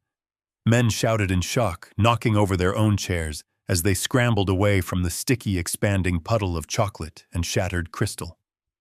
Monica let out a piercing, completely hysterical scream. She stood frozen, staring in absolute horror at her ruined designer shoes. The deafening noise echoed down the hallway, completely masking any sound from the back rooms. A few seconds later, I heard exactly what I needed to hear: the frantic, heavy footsteps of my son sprinting back toward the dining room. Bradley burst through the doorway, his face flushed, a deep, dangerous shade of purple. He had completely abandoned his mission to fetch the cigars. He stared at the absolute devastation in his perfect dining room. He looked at the screaming guests, the ruined walls, and the thousands of pieces of broken glass. Then he looked directly at me. I was lying awkwardly on the floor, surrounded by the wreckage, acting as though I had simply lost my balance and tumbled out of my chair. I pulled my knees to my chest and began to rock back and forth perfectly, faking a state of deep, terrified confusion. I let my hands shake violently, and I kept my eyes wide and vacant. Bradley marched across the room, crushing broken glass under his leather shoes. He stood directly over me, vibrating with pure, absolute rage. He did not ask if I was hurt. He did not offer his hand to help me up off the floor. Instead, he looked at his wealthy friends and the private equity investors who were staring at me with obvious disgust. Bradley pointed his finger right at my face and yelled that this was exactly why I belonged in a locked, padded room. He screamed that I was a complete disaster and a danger to everyone around me. He ordered the terrified catering staff to clean up the pathetic mess immediately. He grabbed me roughly by the arm and hauled me up to my feet, his fingers digging painfully into my bicep. The physical pain was sharp, but the emotional victory hidden deep inside my chest was incredibly sweet. The private equity investors muttered their impatient goodbyes, completely disgusted by the chaotic family drama. They walked out the front door, promising to return first thing Friday morning for the final property signing. Bradley dragged me forcefully up the stairs to my bedroom, cursing me with every single step. He shoved me into my room and slammed the door, violently locking it from the outside. I stood alone in the dark bedroom, listening to his heavy footsteps fade down the hallway. My shoulder throbbed with a dull ache, and my clothes were covered in dust and sticky sugar. The humiliation was absolutely total, but I smiled in the darkness. The secret vault remained completely hidden. The timeline was entirely secure. My absolute nightmare was finally coming to an end. Friday morning dawned completely gray and overcast, mirroring the heavy, suffocating tension that had settled inside the walls of my home. I woke up long before the sun rose, staring at the ceiling and listening to the absolute silence of my bedroom. Today was the day. Today, the brilliant legal trap my wife had engineered from her deathbed would finally snap shut. I forced myself out of bed and dressed in my most worn-out pair of faded corduroy trousers and a baggy knitted sweater that hung loosely from my shoulders. I needed to look exactly like the broken, defeated old man they entirely expected to see. I packed a small canvas duffel bag with a few pairs of cheap socks and some old flannel shirts just to complete the pathetic illusion that I was genuinely preparing to be hauled away to a locked medical facility. I walked slowly down the stairs, clutching the wooden banister with both hands, taking slow, deliberate, agonizing steps. The house was already buzzing with frantic, arrogant energy. Monica was in the kitchen, loudly instructing the morning catering staff to prepare fresh carafes of imported coffee and bake expensive French pastries for their incoming guests. She was wearing a sharp white tailored suit, looking far more like a ruthless corporate executive than a loving, supportive family member. Bradley was pacing back and forth across the hardwood floor of the foyer, talking rapidly on his cell phone. He was wearing a dark charcoal suit with a silk tie, his hair slicked back with expensive styling gel. He looked up and saw me standing at the bottom of the stairs, clutching my pathetic little canvas bag. A cruel, satisfied smirk spread across his face. He ended his phone call and walked over to me, grabbing the bag from my hands and tossing it carelessly into the dark corner of the hallway. He told me to just go sit in my leather armchair by the window and stay completely out of the way until the medical transport van arrived to collect me. I nodded slowly, shuffling my feet against the floorboards, and made my way into the living room. The large, heavy oak coffee table had been completely cleared of Cynthia beautiful art books and her decorative glass coasters. In their place sat thick stacks of crisp white legal documents neatly arranged in perfect rectangular piles. A sleek black leather portfolio rested exactly in the center of the table next to a heavy gold-plated fountain pen. The stage was perfectly set for my execution. At exactly 9 o'clock, the front doorbell rang. Monica practically sprinted to the door, pulling it open with a massive fake smile. A young woman in a gray skirt suit walked in carrying a heavy black briefcase and a large brass stamp. She was the official state notary public hired by Bradley to legally witness and verify the final destruction of my life. She looked incredibly bored, completely indifferent to the tragic family dynamic unfolding right in front of her. She barely even glanced at me sitting in the corner before she began organizing her official seals and ink pads on the coffee table. 10 minutes later, the heavy thud of expensive car doors closing echoed from the circular driveway. The 3 private equity investors from the disastrous dinner party walked through the front door. They wore the same dark, immaculate suits and carried the exact same cold, predatory energy. The lead investor, the man with the slicked-back silver hair, did not even bother to say good morning to Monica. He walked directly into the living room, looked at his expensive luxury wristwatch, and demanded that they get this transaction over with immediately because he had a private flight to catch at noon. Bradley was practically vibrating with nervous excitement and deep unearned greed. He ushered the 3 men to the plush leather sofas surrounding the coffee table. He poured them cups of hot black coffee, acting like a triumphant king welcoming his royal court into his grand castle. I sat silently in my worn armchair, just a few feet away, watching the executioners sharpen their legal blades. The silver-haired investor picked up the first stack of thick documents. He looked coldly at Bradley and asked to see the medical power of attorney before he signed over the massive corporate wire transfer. Bradley confidently reached into his black leather portfolio and pulled out a thick document bound with a heavy blue paper cover. He slapped it down onto the coffee table right in front of the investor. Bradley stated proudly that it was a fully executed and physician-certified declaration of total medical incompetence. He said his poor father was suffering from severe advanced dementia and completely lacked the mental capacity to make any legal or financial decisions on his own behalf. The notary public picked up the forged document, scanning the pages with bored, tired eyes. She looked at the fake signature of the corrupt private practice doctor and then stamped her heavy brass seal onto the bottom of the page, verifying the absolute lie as a binding legal truth. The lead investor nodded slowly, a cold, greedy smile creeping onto his face. He pulled a sleek silver tablet from his briefcase and tapped the glowing screen, opening his offshore banking application. He told Bradley that the wire transfer for the wholesale purchase of the house was fully loaded and ready to execute the exact second the final property deed was officially signed and notarized. The air in the room grew incredibly thick and heavy. The final moment was rapidly approaching. This was the exact edge of the cliff Mitchell had warned me about during our late-night meeting at the diner. Bradley was voluntarily handing over forged federal documents in front of multiple witnesses and state officials to secure a multi-million-dollar wire transfer. He was permanently cementing his own criminal record with every single breath he took.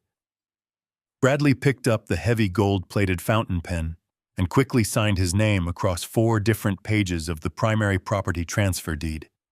He pushed the documents across the dark wood table to the silver-haired investor, who smoothly added his own aggressive signature. The notary stamped each page with a loud, heavy thud, validating the illegal sale of my beautiful family home. Bradley let out a long, heavy sigh of absolute relief.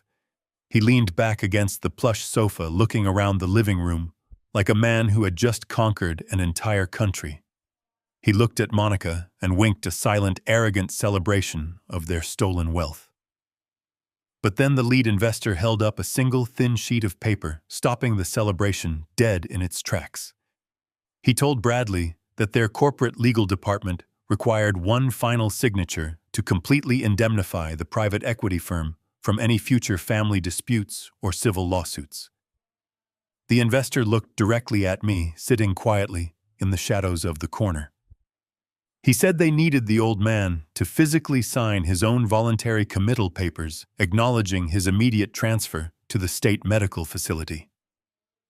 Bradley rolled his eyes, acting deeply annoyed by this sudden bureaucratic hurdle. He stood up from the sofa, holding the committal paper and the gold-plated pen. He walked over to my armchair, towering over me with absolute physical dominance, blocking the morning light from the window.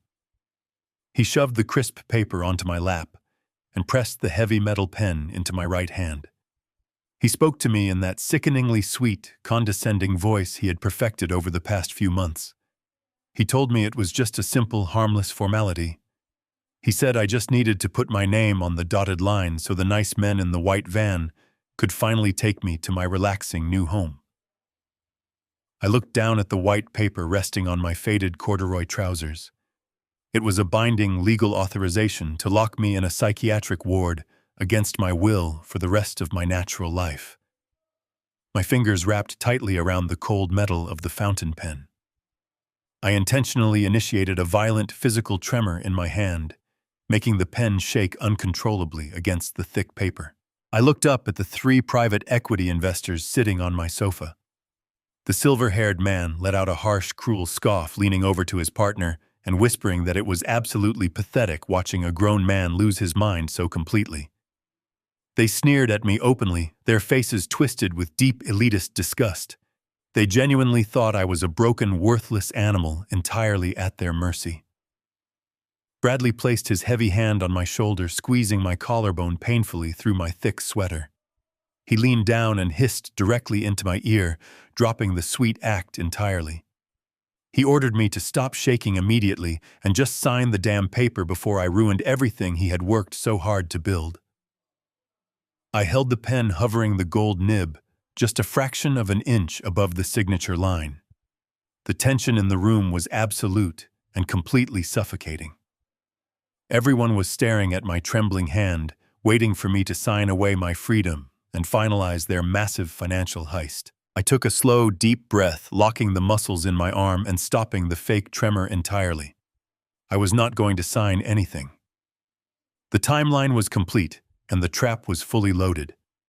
Bradley had submitted the forged documents to the bank application and signed the fraudulent property deeds in front of a state witness. His federal crimes were now a matter of permanent legal record. I pressed the tip of the pen against the paper, preparing to drop the facade entirely, and look my son right in his cold, dead eyes to tell him he owned absolutely nothing. But before the ink could even bleed into the page, a loud, sharp sound shattered the suffocating silence of the living room. The heavy brass doorbell rang 3 times in rapid succession. It was instantly followed by the incredibly aggressive, deafening sound of heavy fists pounding violently against the thick wood of the front door. The heavy pounding on the front door shattered the suffocating tension in the living room. Bradley froze with his hand still resting heavily on my shoulder. He looked toward the foyer, his face twisting with deep, severe irritation. He barked at Monica to go see who was interrupting his massive financial victory. Monica hurried to the front door, her high heels clicking frantically against the hardwood floors. She pulled the heavy oak door open, ready to yell at whoever was standing on the porch.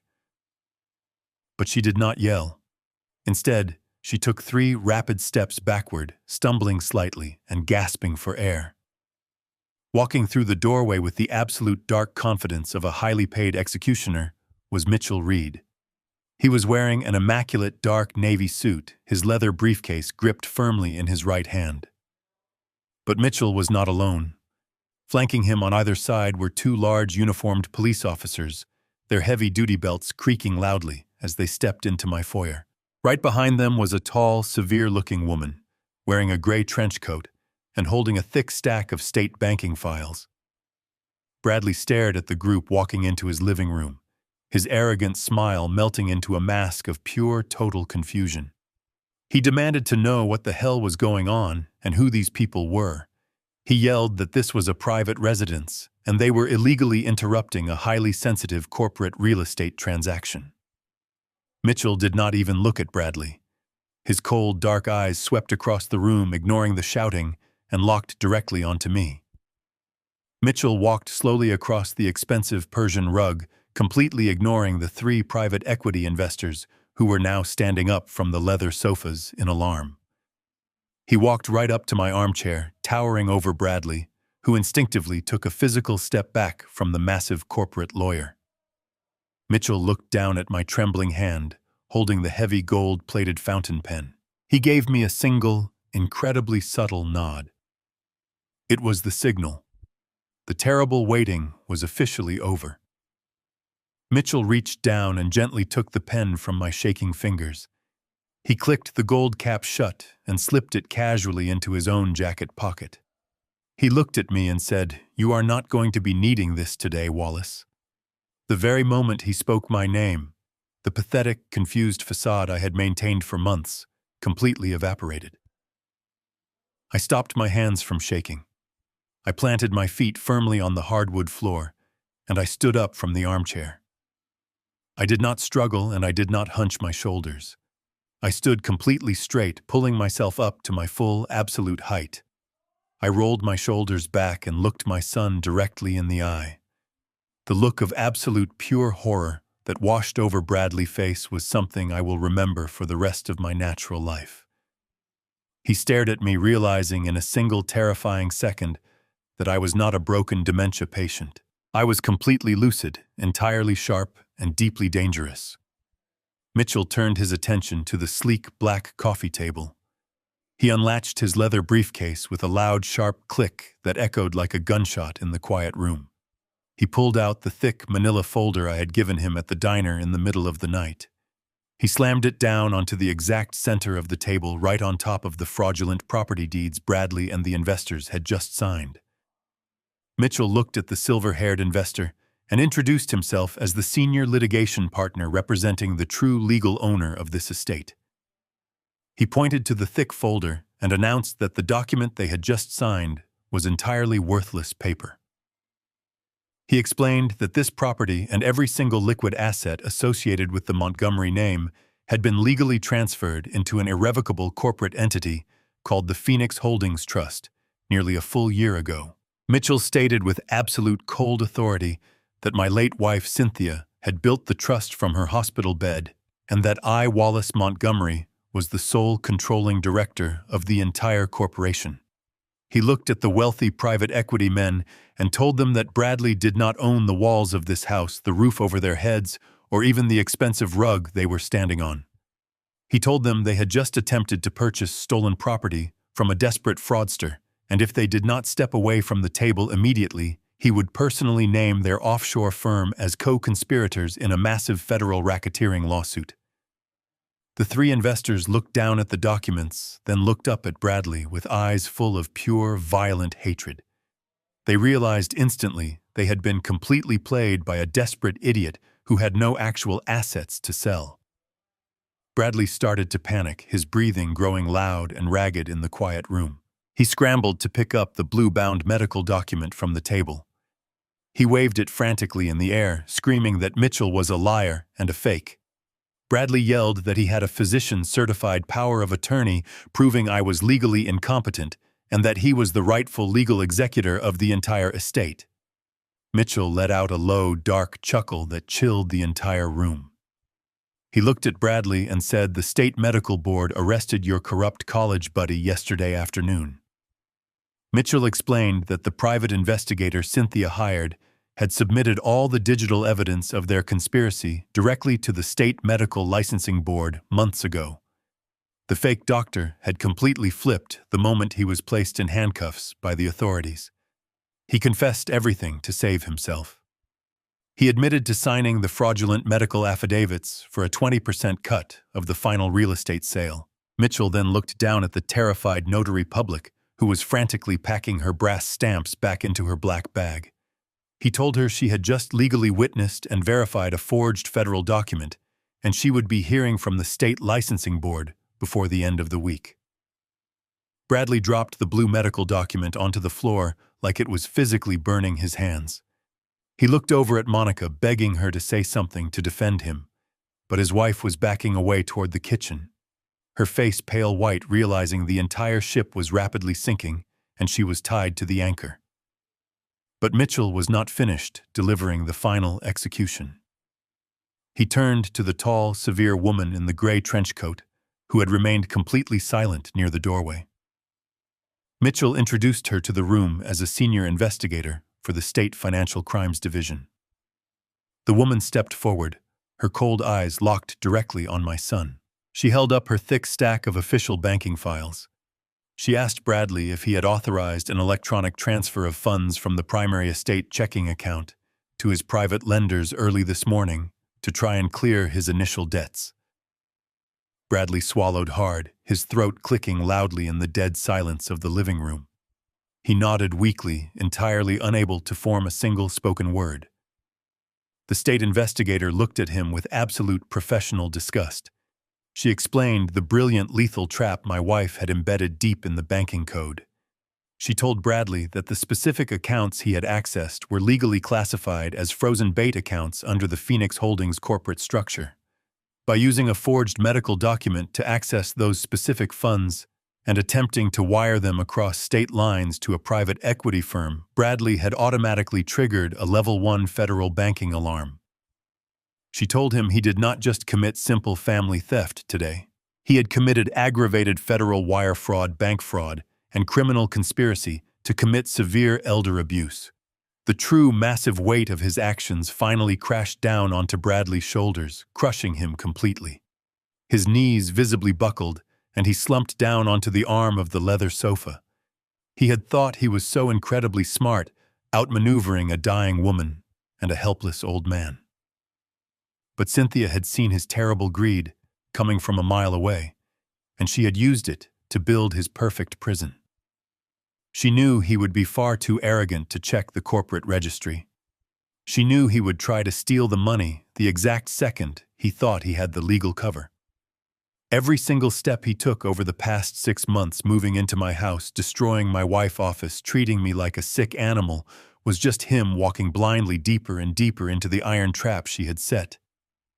Mitchell looked at Bradley and delivered the final devastating blow. He said the money you thought you transferred this morning was officially intercepted by the federal government at exactly 8 o'clock. Your personal accounts are permanently frozen by the state. You have absolutely no money, you have no house, and you have zero legal leverage left. I stood perfectly still, watching the boy I had raised completely dissolve into a terrified criminal. The quiet dignity of my wife filled the room surrounding me like an invisible shield. Mitchell looked over at the 2 uniformed police officers who had been standing quietly by the front door, waiting for their explicit cue. He nodded to them calmly and said, "I believe you gentlemen have a federal warrant to execute today."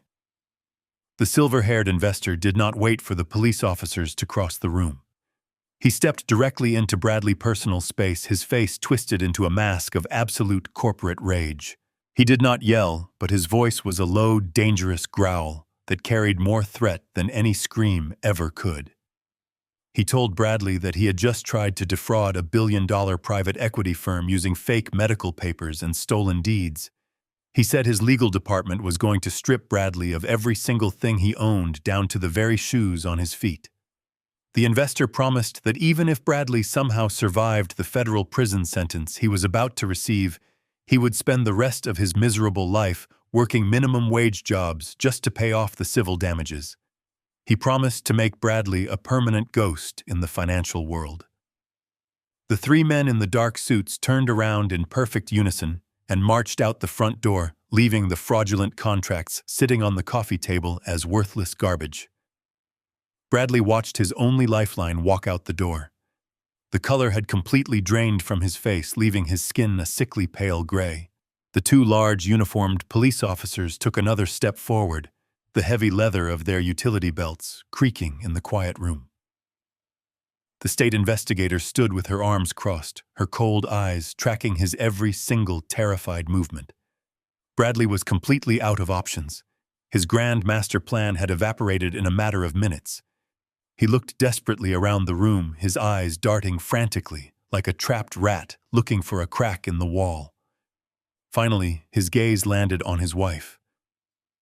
Monica was standing near the archway leading to the kitchen, her arms wrapped tightly around her own waist. Bradley reached his hands out toward her, his voice cracking with sheer, pathetic desperation. He begged her to step forward and tell the officers that this was all a massive misunderstanding. He pleaded with her to tell them that the private doctor had lied to both of them and that they genuinely thought they were doing the right thing for my failing health. He was desperately begging his partner in crime to throw him a life preserver, to offer even a tiny shred of plausible deniability that might keep him out of federal handcuffs. He looked at her with tears welling in his eyes, waiting for the fierce, supportive woman who had mocked me and planned their luxurious future just the night before. But Monica did not step forward to defend her husband. She looked at the police officers, then at the state investigator, and finally at Mitchell Reed. Her eyes performed rapid, complex calculations, processing the absolute reality of the situation. There was no money. There was no inherited mansion. There was no luxury future. There was only a sinking ship heavily weighted with federal felony charges. In a fraction of a second, the sheer force of her own greedy self-preservation kicked in. Monica let out a sudden loud sob, throwing her hands up over her mouth. She took 3 rapid steps backward, physically distancing herself from Bradley, as if he were covered in a deadly, contagious disease. She looked at the state investigator and began to cry, producing large, wet tears on absolute command. She cried out that she had absolutely no idea what Bradley was doing behind closed doors.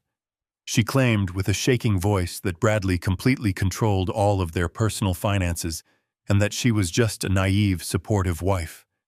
She looked right at me and sobbed, telling the room that she loved Cynthia deeply and she would never, ever do anything to hurt her beloved father-in-law. She said Bradley told her my dementia was real and that she was just following his instructions because she trusted him.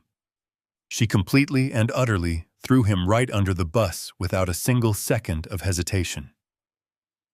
Bradley stood there completely paralyzed by the sheer magnitude of her betrayal. His mouth hung open and his eyes were wide with total disbelief. He screamed at her, calling her a lying snake. He yelled that she was the one who picked out the miserable locked ward at the assisted living facility.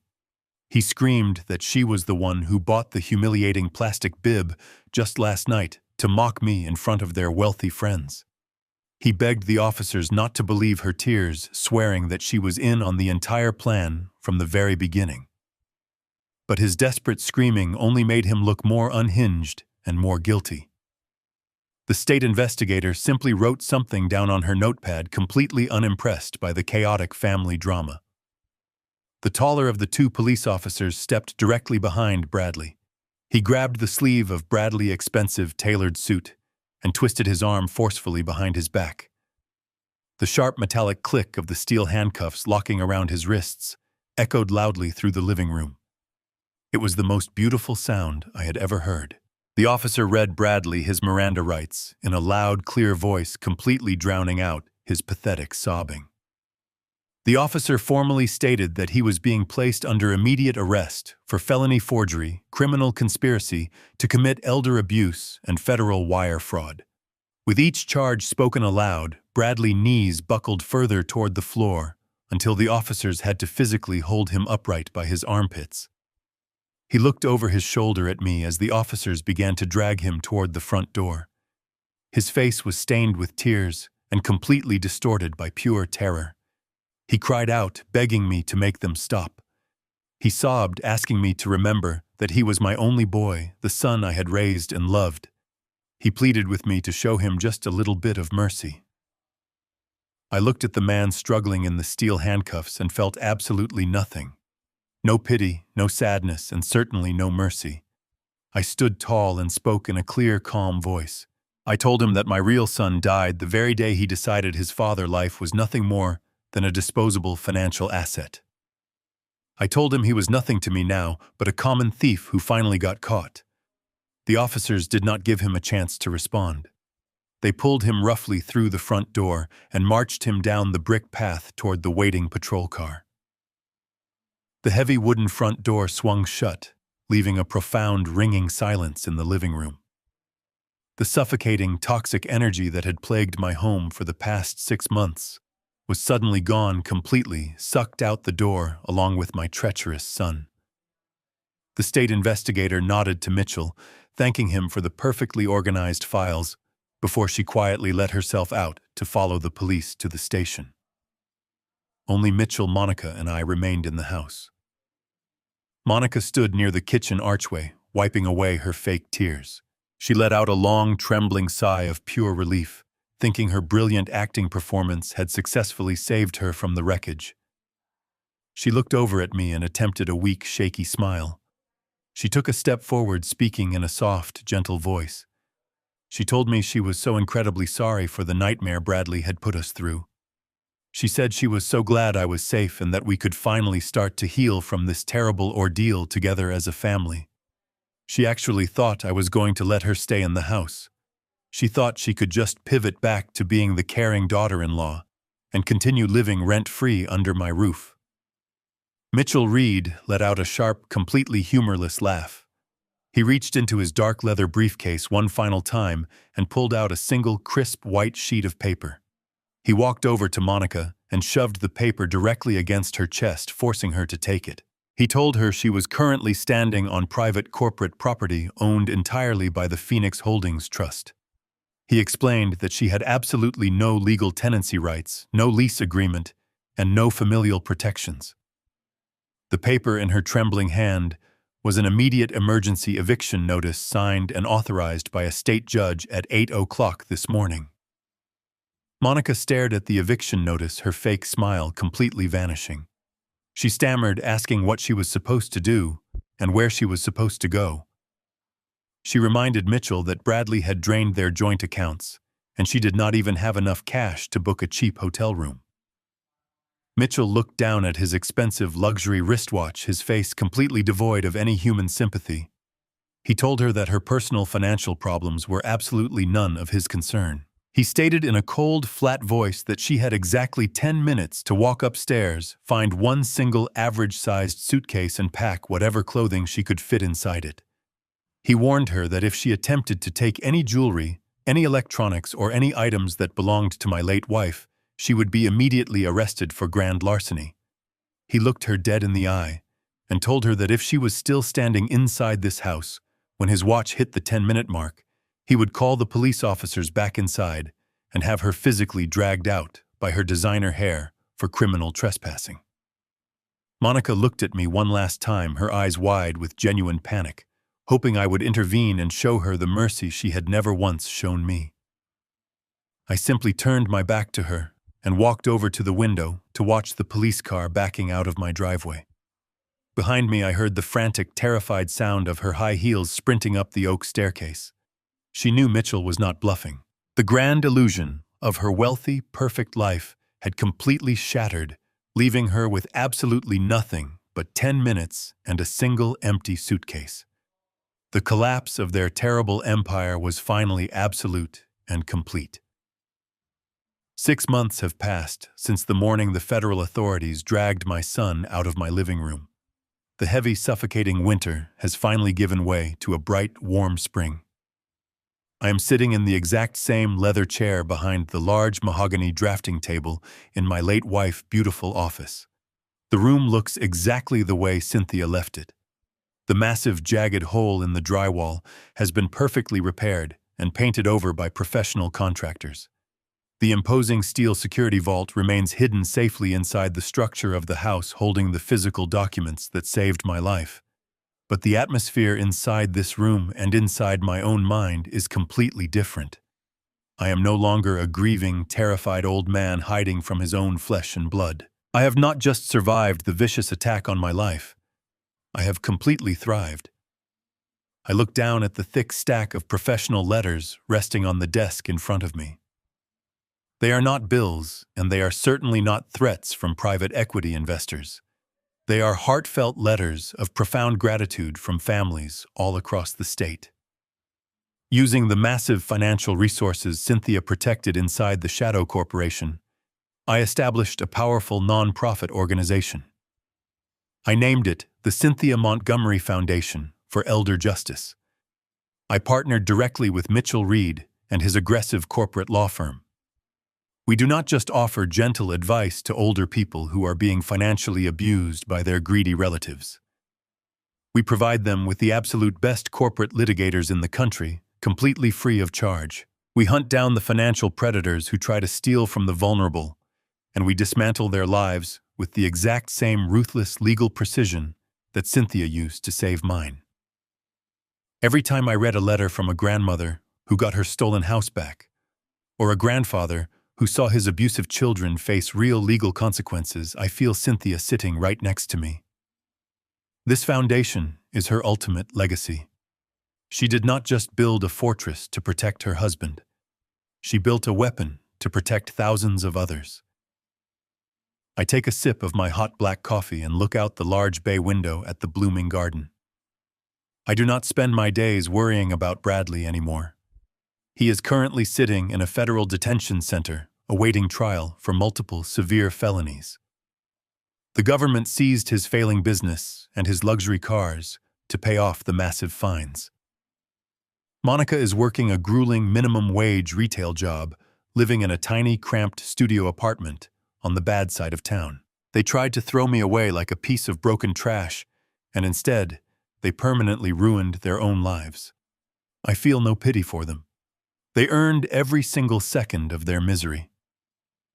The quiet peace of the morning is gently interrupted by the sound of the front doorbell ringing.